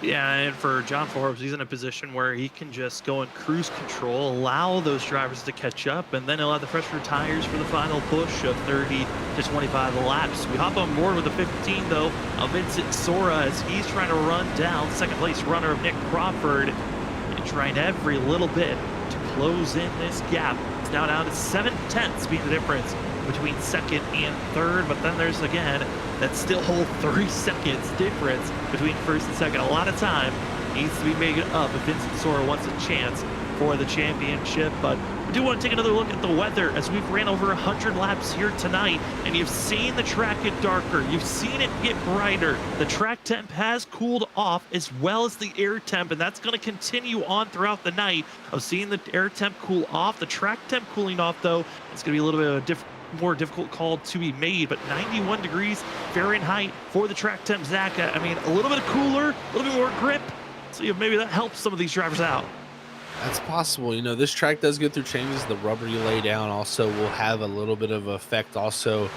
I don't know if it's going to have that big of a swing for where John Forbes is going to have his truck go away from, because I think he's just had it dialed in all night, so to say.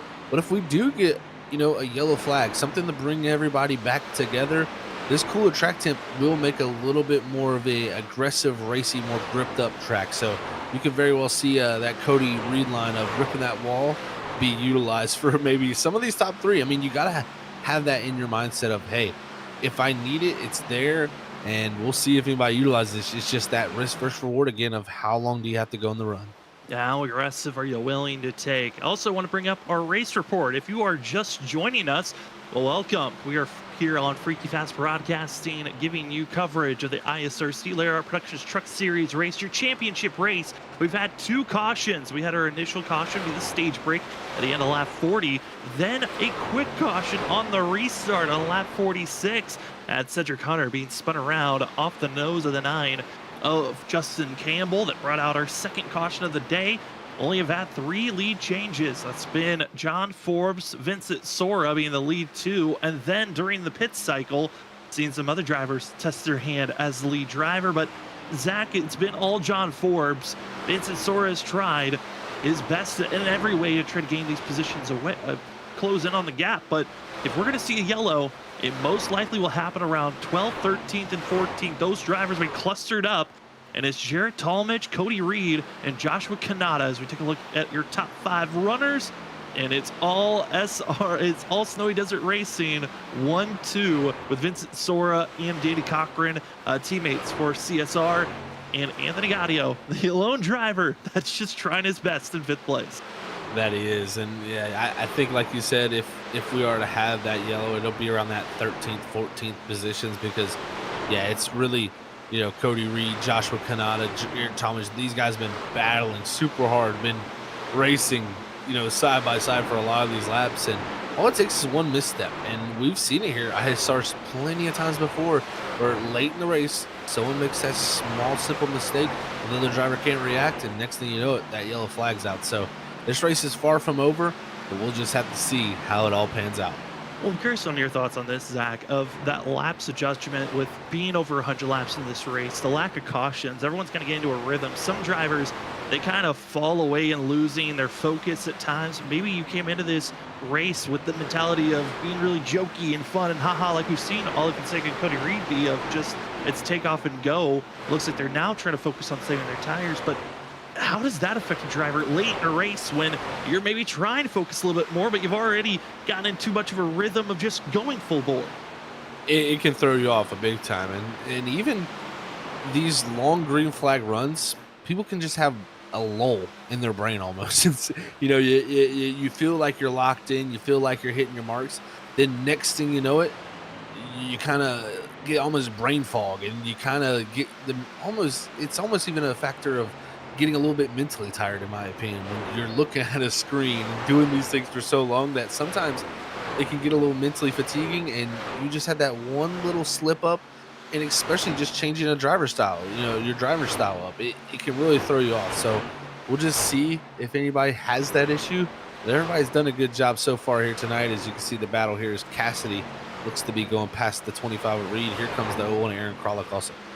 I want to give a huge shout out to Kralik, who's now going to be trying to make the pass on Cody Reed. Got to talk to him as a top 3 finisher last week at Iowa, and it was great getting to talk with the 01. It's been a long time since we've seen Kralik have a good run instead of our top 5, and able to come away with that finish at Iowa. Now trying to go for a top 15 run here at the 1.5 miles, as he's got Mason Cassidy, who we haven't seen for a while. And Cassidy on some of the freshest tires, really putting the pressure on some of the crew around him as he gets around that back bumper of the 16. And Cassidy, he wants to stay low. That outside row is not where he wants to be. That he is, man. That was all over the back bumper of the 16. And Kanata now going to dive to the left here and look to the inside, but Kanata going to run a much more arcing line, cut across, and kind of take that air away from the 17. But the 17, like you said, has those a little bit fresher tires than Kanata, so he's trying to utilize that to his ability. And even Eric Kralik a little bit fresher than both of them. So we'll see if the 01 can maybe take advantage of the 17 here being held up a little bit by the 16. And you can see they're ripping that top side with the momentum. He is going to have a run to the inside down to turn 1. Where do you place yourself on this run? Each lap ticking away and us getting closer and closer to crowning a champion here tonight. Mason Cassidy, Aaron Kralik going to be right on top of one another off the exit of the corner, almost giving contact. This is racing for 13th position. Kralik going to give plenty of space and able to make the pass on Mason Cassidy down into turn number 3. We are going to move up, though, to the battle for second place. Nick Crawford, he's been defending well, but Vincent Sora, we knew at some point was going to catch up this 74 machine. Finally has been able to do so. And Vincent Sora trying to set up this pass with also having the lap car of Cedric Hunter also trying to close in on this battle. That they are trying to close in, and right here I think Nick Crawford not going to play the nicest. He opened the door, then closes that door to make sure that 15 doesn't have the air on his nose. But right here off the exit, the 15 with a little bit better run might be able to get to the quarter panel. That's the key. If you can just get to that quarter panel, you'll suck them back, and boom, just like that, into the entry side by side into one. And Vincent Sora going to try to clear this 74, but Nick Crawford not going to roll over here. He knows when caution comes out, he wants to be ahead of Vincent Sora. There's no reason not to fight for this position. You want that better positioning just in case. This is a battle of the what if a caution comes out, as Vincent Sora trying to make the pass, still yet to complete it, as finally will do so off the exit of turn 4.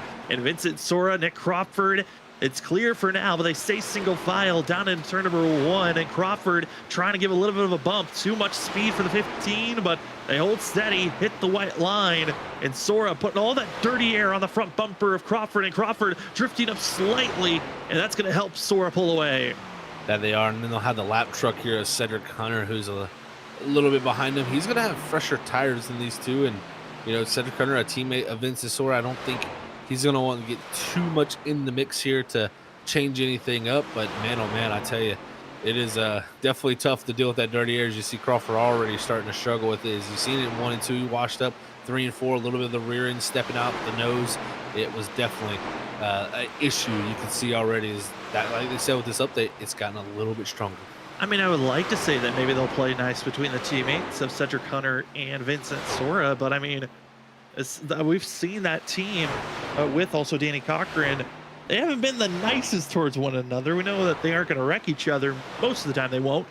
There's been moments throughout the season where they have accidentally done that, and it's always been Vincent Sora on the short end of the stick involving those incidents, as Nick Crawford still not being passed by Cedric Hunter. And I'm curious if for Hunter, he's realizing, okay, we got 30 laps left in this race. I could make the pass here, but I could also just settle in, follow these guys around for the rest of this race, because he's not really trying to catch anyone yet. Tyler Dangler still too far ahead for the 7 machine to catch up to, and it's just a settle in and watch these drivers drive away from him. That it is, and this is tough to see. I mean, you know, you talked about Vincent Sora and Cedric Hunter. They might not play nice. We've seen that before between them two, but you would hope that would be not the case here tonight. But the 14-years are here with Talmadge. Looks like closing that gap back to him with about a lap fresher tires. He's going to look to the inside. They also got Christopher Norris, who's got much older tires than them, kind of dropping back from this group.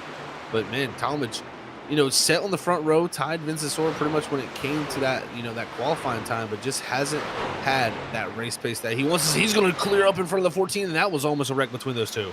As Lutz gets close to the wall, able to keep it off the wall, as they will go back to side-by-side racing, and we'll see a slide job move made by GT Irizarry. Irizarry backing out of the corner. They'll try to reset off the exit as they will stay side-by-side and fully clear now. Irizarry tries to snap behind, get that draft into the corner, and just not able to stay close enough. Those daring moves certainly can give you a little bit of a close one at times, as we're closing into 25 laps to go, and with the lead being 5 seconds ahead, John Forbes still in the catbird seat, just wanting this race to stay green. He talked about that's kind of the winning conditions for the 11 to take this championship, was if this race stayed green. Felt like raw speed was going to be the winning move for the 11 with how fast he's been. But if we get any cautions, change up the strategies, that's where John Forbes feels like he's got to chink a little bit in this armor. That's very possible, Sam. You know, this season, he's had some great performances. Texas, I looked back to recently at Legacy Texas, most importantly. He was so good, but I don't think there's been a better performance from him than tonight. This has been so dominant. I sit here and I watch, you know, as a driver myself, I sit here and watch lap times click by and by. And he has just been picture perfect. His consistency, his short run speed, his mid run speed, his long run speed, and even his pit road entry speed. I mean, it's all come together. But like you said, the one maybe chink in that armor might be a strategy call if it comes down to some late race move. He's hoping, like he said, he talked to us, green flag racing. It's been that way. But at any moment, that flag is in Barney's hand, ready to go. That it is, as Nick Crawford in third place, under fire from Danny Cochran. the pass that sends the 74 back even more, as these two have had history at a championship race a time or two.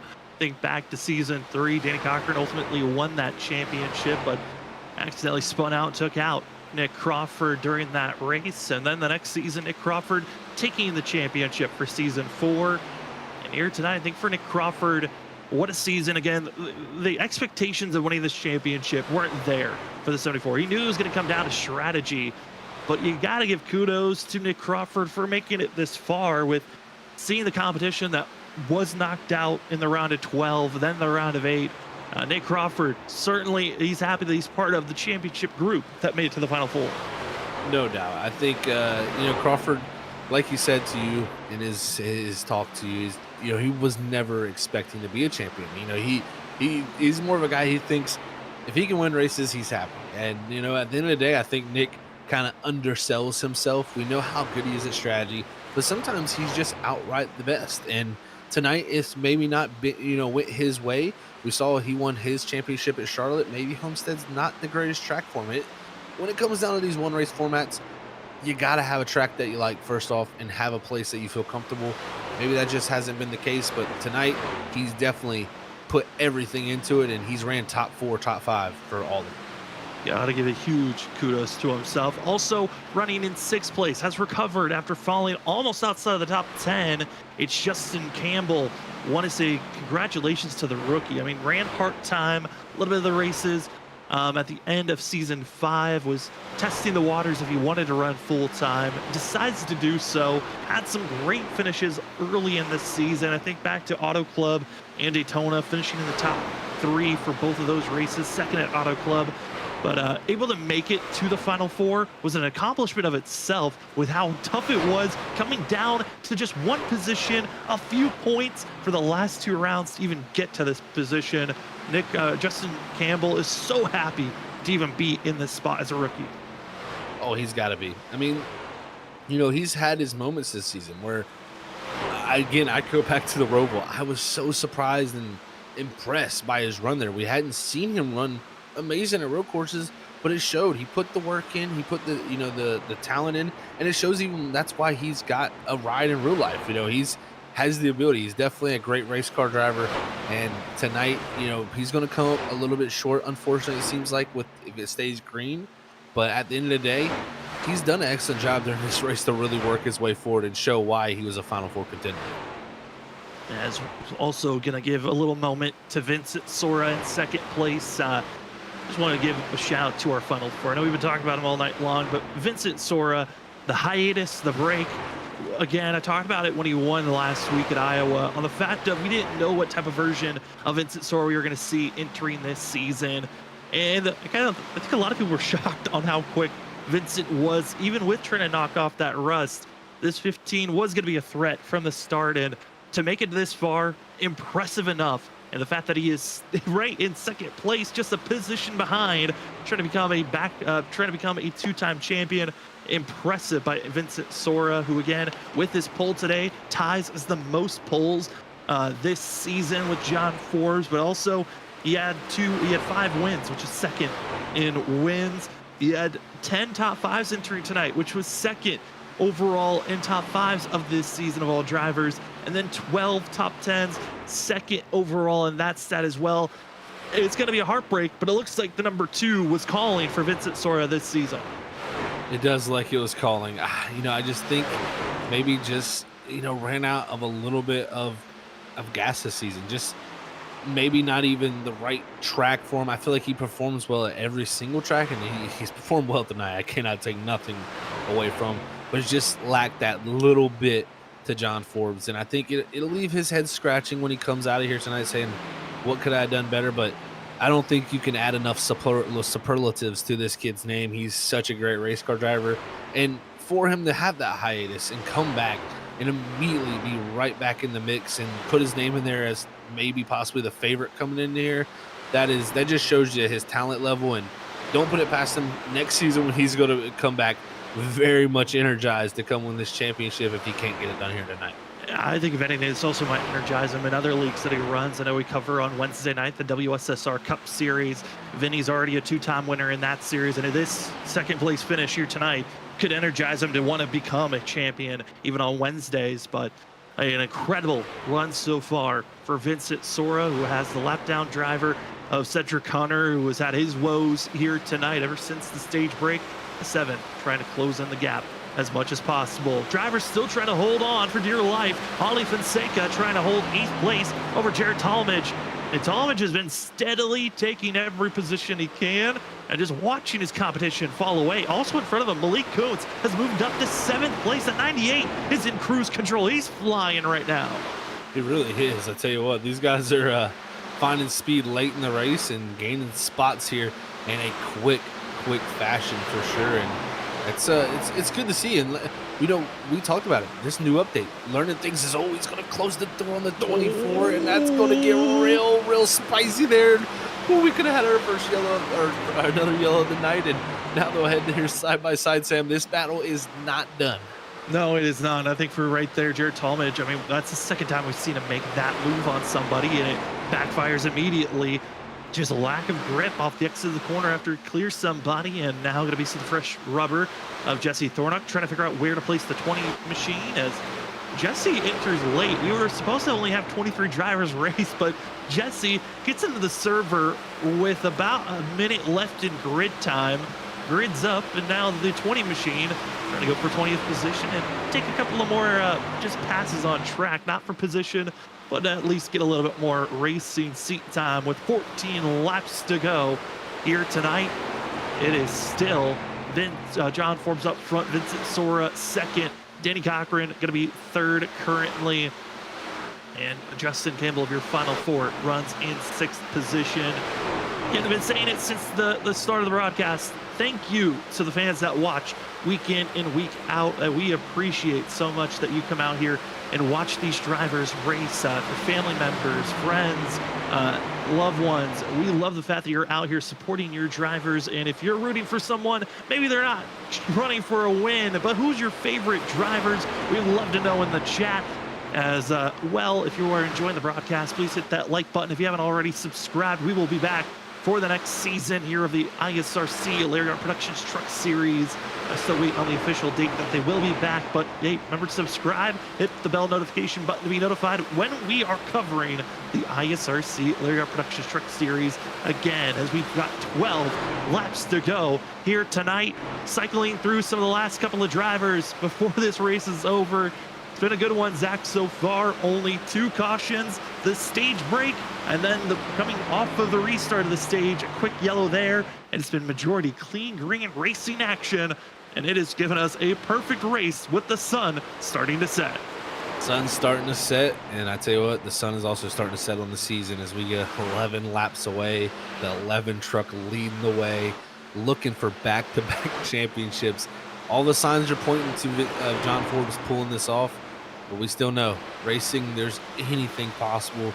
It could happen here late, but right now it's going to be tough to have that happen. It's really the only battles I'm seeing is around 8th, 9th, and 10th there. So that grouping of Fonseca, Talmadge, and Irizarry, really the closest grouping we have on track.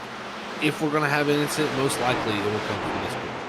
And that's been the group that's been having the biggest handful for the past 15 laps. They've been grazing that outside wall and getting closer and closer each lap with themselves. Also seeing the lap car of Jesse Thornock getting involved with this group. But with 10 laps to go, John Forbes just keeps counting down each and every lap. If we take the white flag, this race becomes official.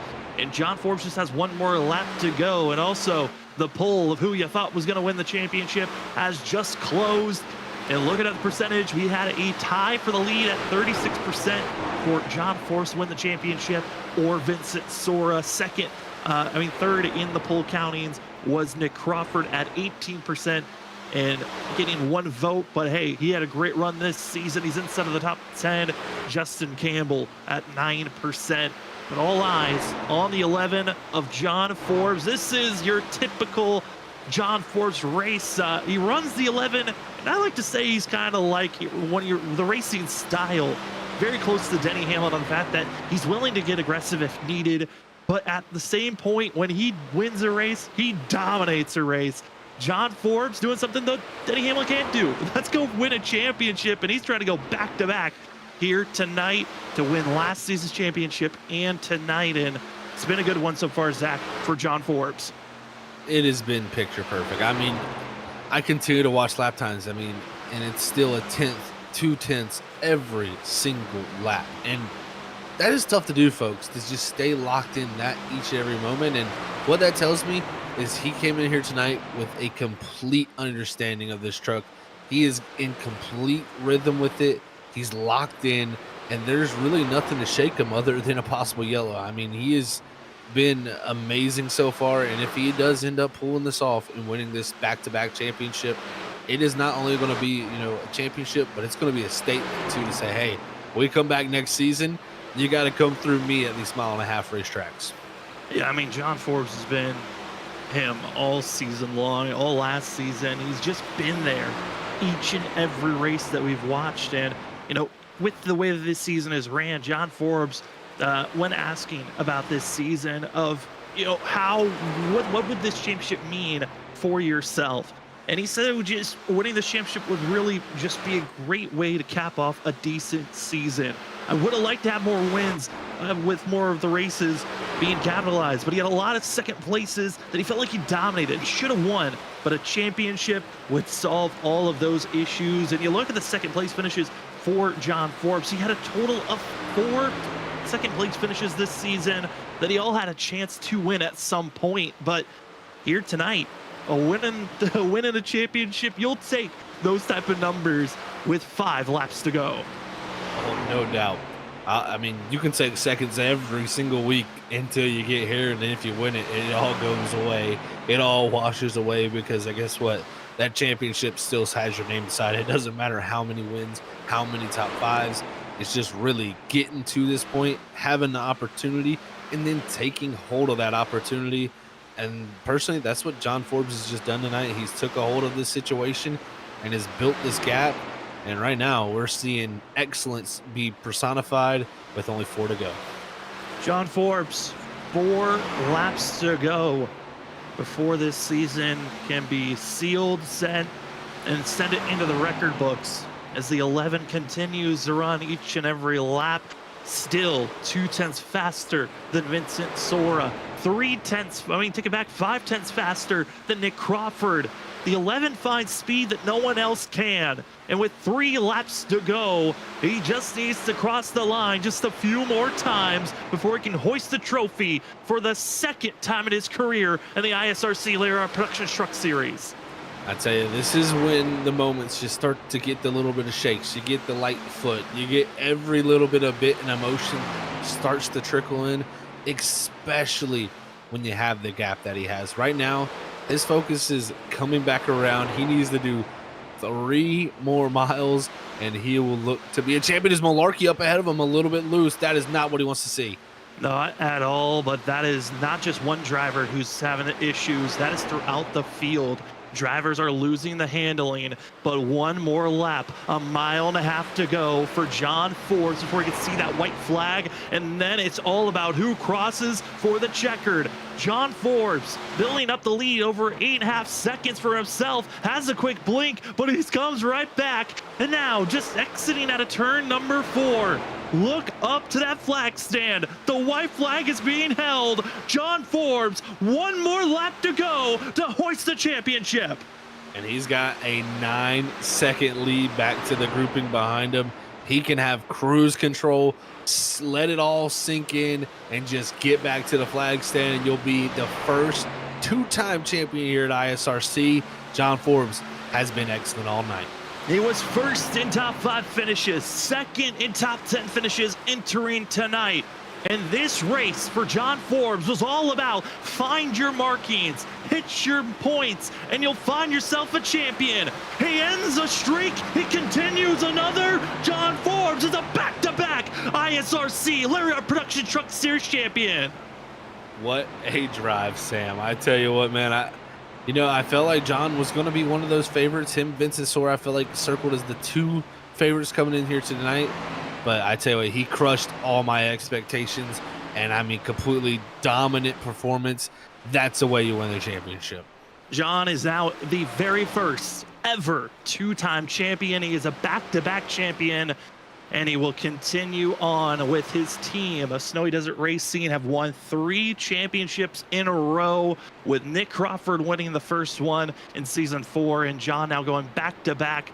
The team's happy. John's happy. I think the biggest thing he's happy for is the fact that it stayed green. It enabled the strength of the 11 to prove out on the fact of strategy and victory. John Forbes gets to enjoy this one. Burn it down for the 11.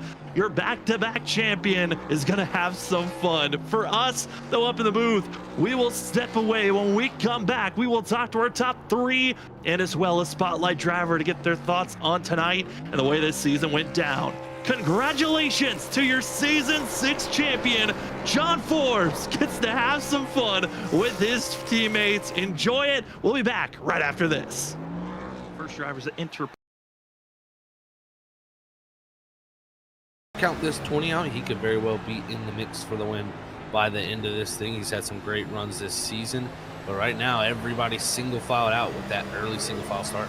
Early troubles, though. Strikes in the back half of the field. The 27 of Christopher Simon falling down to 22nd position. Major damage for the 27 machine as he found himself spinning out off the exit of turn 2. And he'll try to continue to race on, but dealing with some rear end and it looks like some wheel issues for the 27 machine after slapping the wall. But up front, they continue to race on.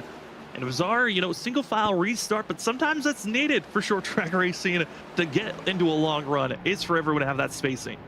I think after that initial start, everybody was kind of happy they went single file because everybody somehow now was able to make it through. And they're right on board with Kevin Powell. He's getting to see the leader, Jennings, start to eke out just a tiny bit of gap. You see there in the top right corner of our screen. He just ran the fast lap of the race there in that 91, also at a 19.138, which about a 10th quicker than anybody on the track. So looking very strong right now early for that 91. Same for this 93 as they've opened up the gap even to the 20 behind them.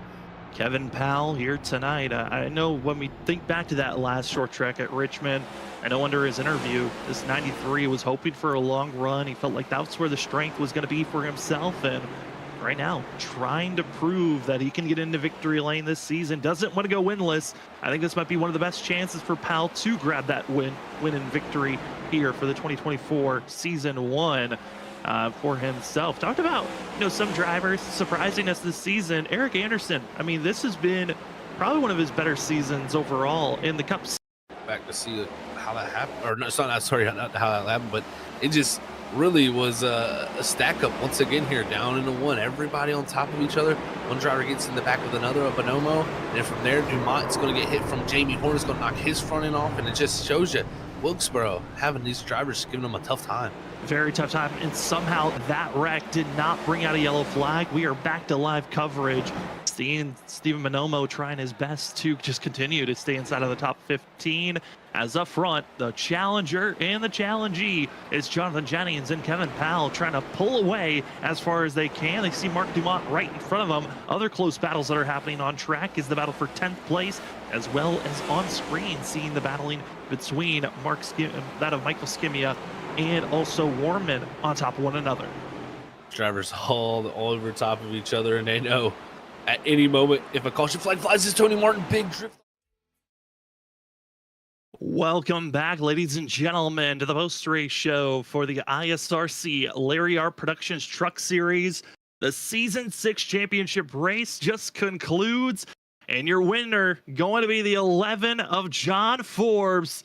Crazy season for himself. Talked about how this would be a great way to cap it off, and he does so. Stays green. He's now your stage winner and your race winner, but ultimately the prize he wanted it all is your ISRC Larry R Productions Truck Series champion. Back to back, the first 2-time winner and champion of the series. It's John Forbes in the 11. John, congratulations. You are a champion for back-to-back seasons. How are you feeling after this one?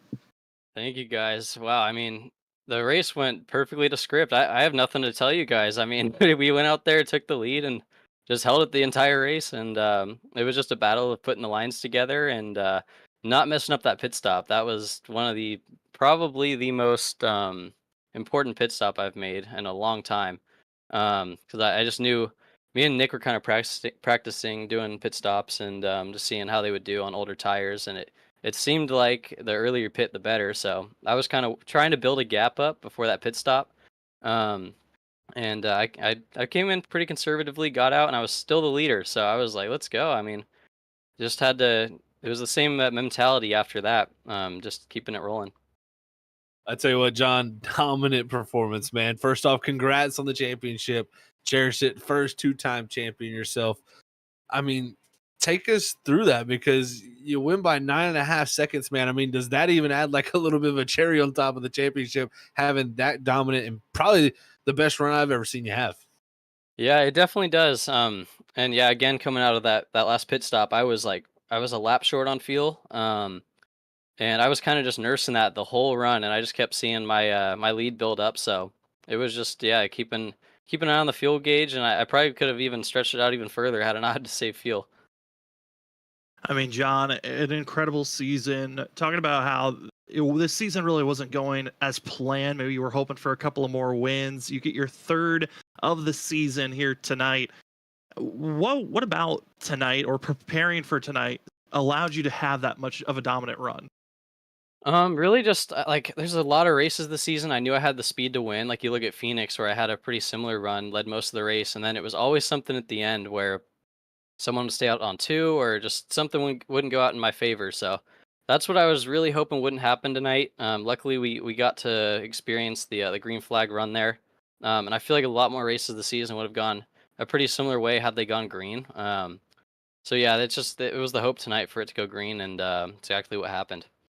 It certainly did happen that way. Well, John, again, congratulations on this championship. And before we let you go, the floor is now yours for any shout outs. Yeah, just gotta thank JD Performance for being on the truck all season long. Strike on for making some great schemes. Ran this one all through the playoffs. Really liked the look. Got a lot of compliments on it. So appreciate my brother for putting these together all season. My teammates at SDR always being there for me. Logan Clampett for just helping me with advice, little things, little training. Yeah, all the friends and family watching back at home.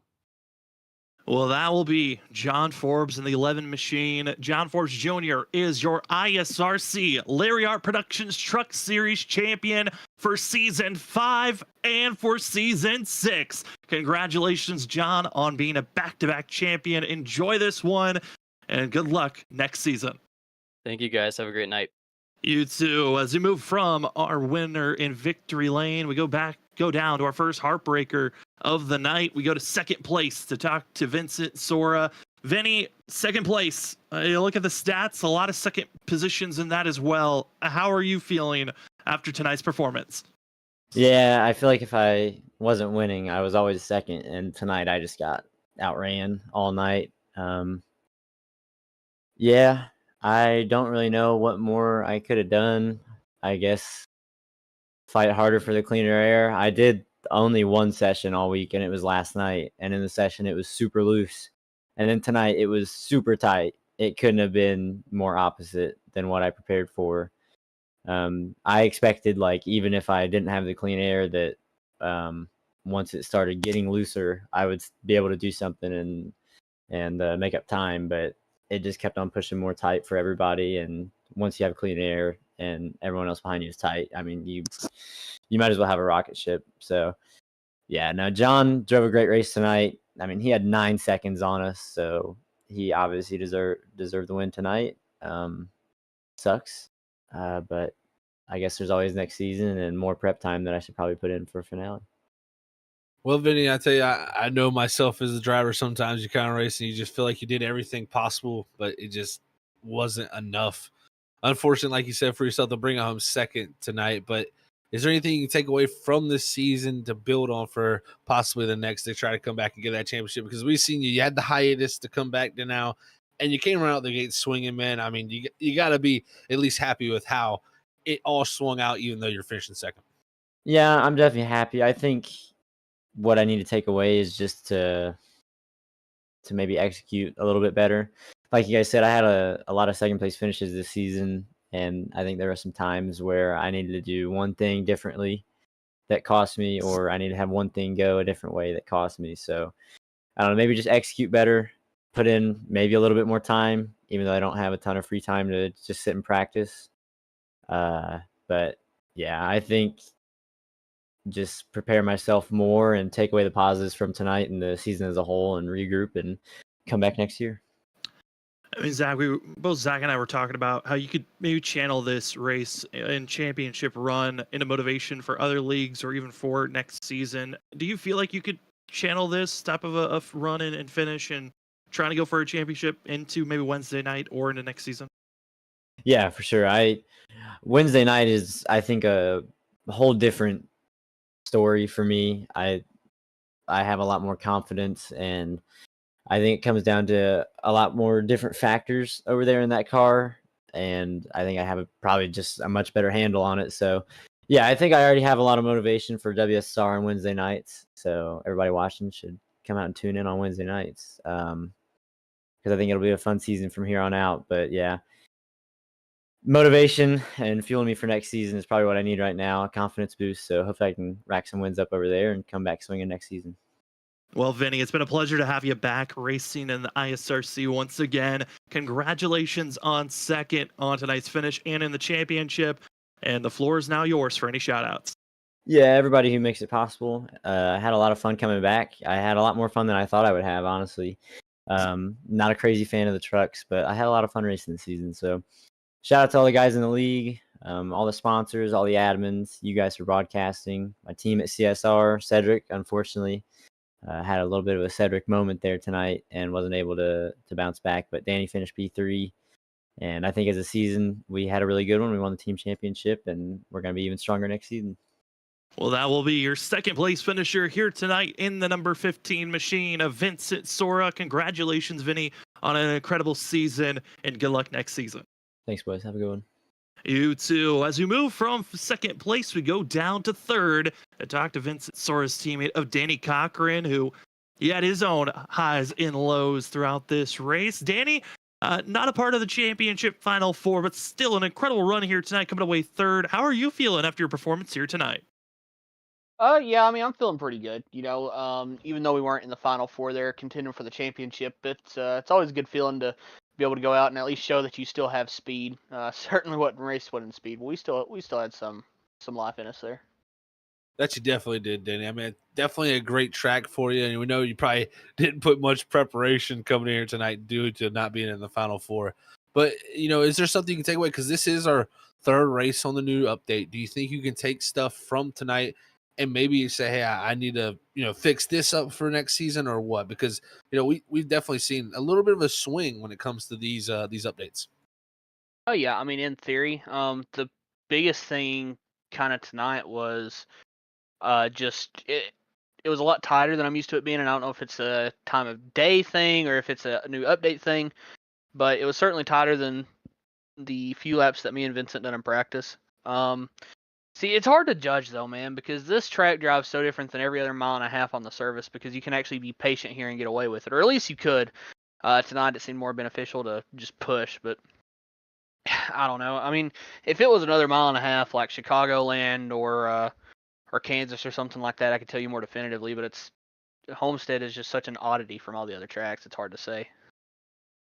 Well, Danny, I mean, after this run here tonight, how do you, looking back at this season, what do you think you could take away from the season as a whole for yourself after, I know you didn't make it to the Final Four, but still looked like you had a lot of good moments throughout this season.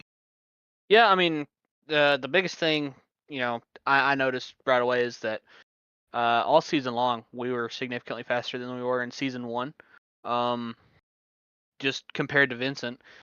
And as talented of a driver as he is, I think it shows how much this league has grown as a whole because, before you didn't really see anybody outside of Mark Whitley beating him every now and then. But now it's just you got a good pot of drivers that can win on any given week. So I think it speaks a lot to my development as a racer as well as everybody else's. But yeah, that's one of the biggest things I can hang my hat on this season, and say, hey, this is what I've accomplished so far, and hope to keep growing, hope to keep getting better as a driver, especially translating that into Wednesday nights in WSSR, because now that this is over, that's kind of going to be my main focus, is just being competitive there. But yeah, I mean, all in all, a lot to smile about this season, a lot to be happy about. So can't be too sour about it. Well, Danny, we cannot wait to see how you're going to perform continuing on Wednesday nights with WSSR, but enjoy your third place finish here tonight and good luck into next season. I appreciate it, guys. Yeah, special shout out to you guys for doing all that you've done all season long. The admins for putting on the show week in and week out, even with some of us whining and complaining like we do. I know we're a tough group of guys to keep in line. Even they're already talking about tracks that we need to go to next season and everything regarding that. So special thanks to the admins. They take a lot of care into it. They listen to their drivers, which is more than you can say about some leagues out there. I know the two iRacing here and on Wednesdays do a phenomenal job. My teammates Vincent and Cedric. If nothing else, we can say that we won the team championship this season. I think we were all in all the crew to beat. So that's always great. And if nothing else, shout out to Zach. I know you said, and I hope I'm not spoiling anything here, that you might not be in the booth next season. So if you're not, I just want to say it's been a blast having you on for 6 seasons, getting to talk to you. Sometimes I know I'm not in here every Monday night, but when I am, it's always a pleasure to get to talk to you. And I thank you guys for everything.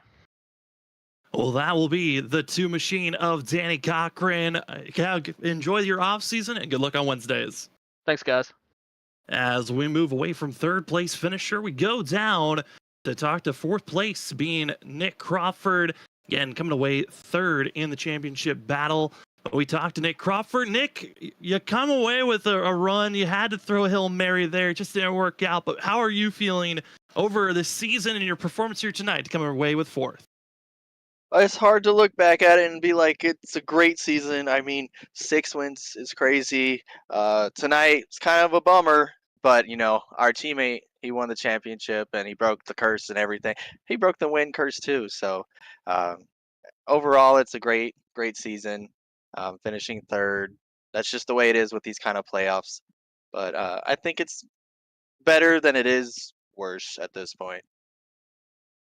Well, I tell you, Nick, it was an excellent season, man. I got to congratulate you on that first off, and also a great effort here tonight. I mean, it just seemed like nobody had anything for John. He was on a completely different level.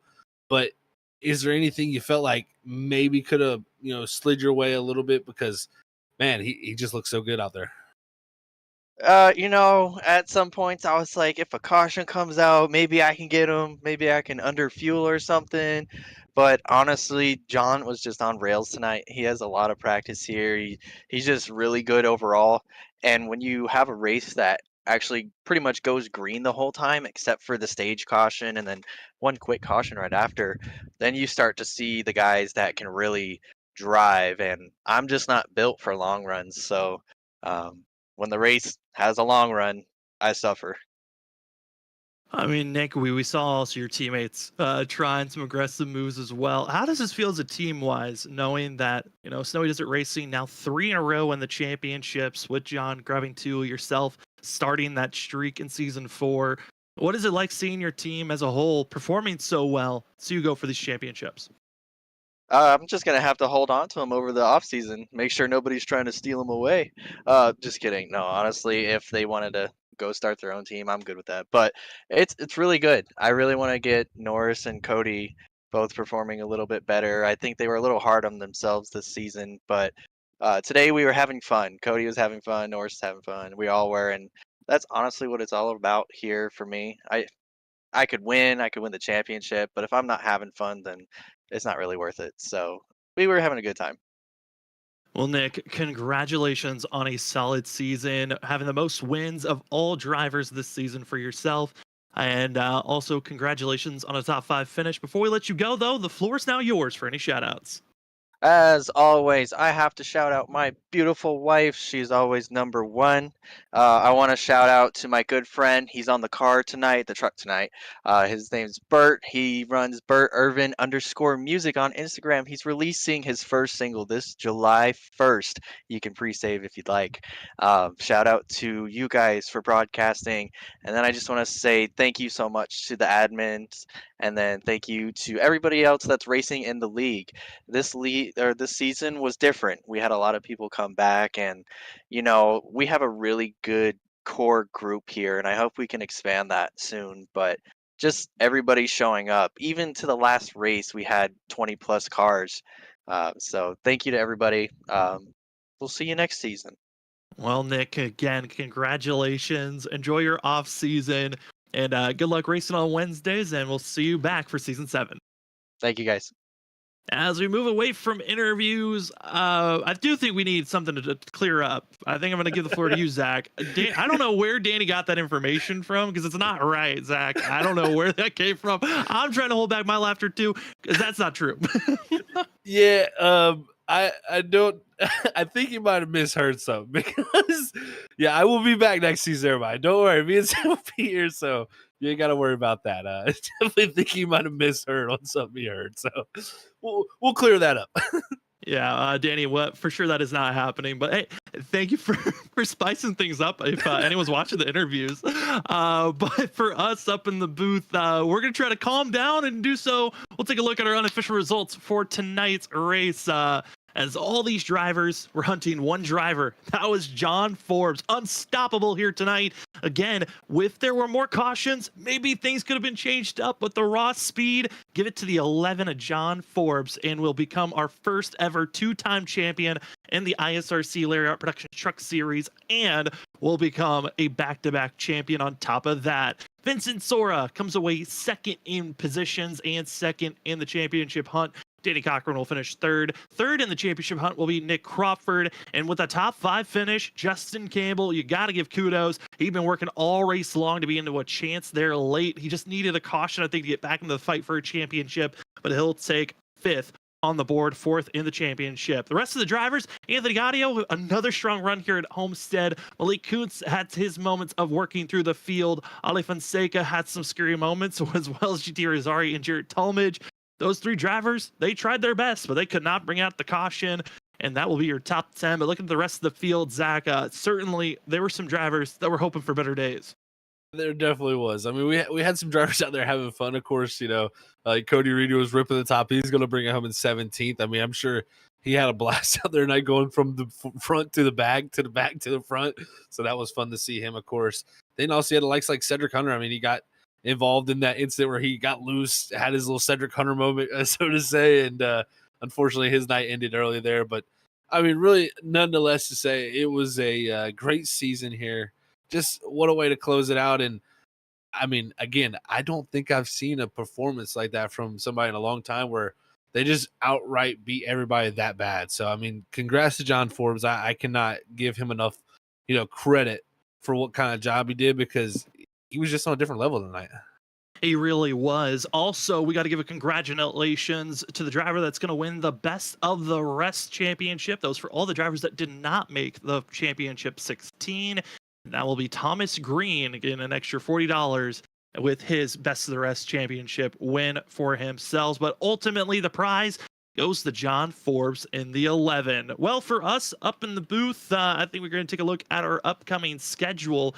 Crazy to think the season is now over on Mondays. We're going to be having Mondays off for ourselves. Tuesdays, if you would like to have your league or special event covered, we will have ourselves Tuesdays open. Please message us on X/Twitter or on Facebook to notify us if you want to be broadcasted by us here at Freaky Fast Broadcasting. WSSR still in the hunt, closing in on the halfway zone of the regular season. Don't want to miss its upcoming Wednesday. Thursday, officially over. They have called it a season. Congratulations to Kevin Thompson taking the 2024 Season 1 championship. Those drivers will be back out on track in their next-gen open setup league in August. Don't want to miss out, but crazy to think we are now down to just one league to cover, Zach, for the rest of the season, and you're going to be off duty up in the booth for a while until I believe August when we come back. Yeah, that is the thing. I'm gonna be a little rusty. Everybody's got to give me a little bit of time to get back in momentum when we get back to ISRC and of course Doghouse. I will again confirming I will be back on Tuesday and Thursday nights. We'll clear that up. Thank you, Danny, for scaring everybody up here. But definitely, I can't wait to be back up in the booth. But right now, I guess I'm just gonna put my driver hat on and try to go maybe win some races and not choke away stuff like I normally do. And we're hoping for the best for you. I know I had to hit the mute button when I heard that from Danny, but thanks for the good laugh, Danny. And thank you to everyone watching with us here tonight throughout an incredible season for the ISRC Lariat Productions Truck Series. For Season 6, we cap it off. John Forbes is your champion off of a dominant run here tonight. And now the drivers and the admins, they're on the hunt. Can you find a track that might stop the 11 from being a three-peat champion? We'll have to wait and see once the Season 7 schedule is out and we know when we're back to giving you great racing coverage on Monday night. But for this evening, thank you so much for joining with us here on Freaky Fast Broadcasting on your Monday night. For myself, Sam Dyer, for Zach Hull, for Robert Moyer Jr., and everyone else here at Freaky Fast Broadcasting, thank you so much for joining with us. We will see you next season sometime in August. Cannot wait for the racing action to begin again for a brand new season. Congratulations on the back-to-back champion of John Forbes. Enjoy this. You now have an even bigger target on your back after winning 2 championships. Now we got other drivers. They want to get their second. Some want to get their first. But for us, if you want to see more racing action before Season 7 begins, we got you covered. Wednesday nights, WSSR Cup Series. We'll see you then for our next Freaky Fast broadcast.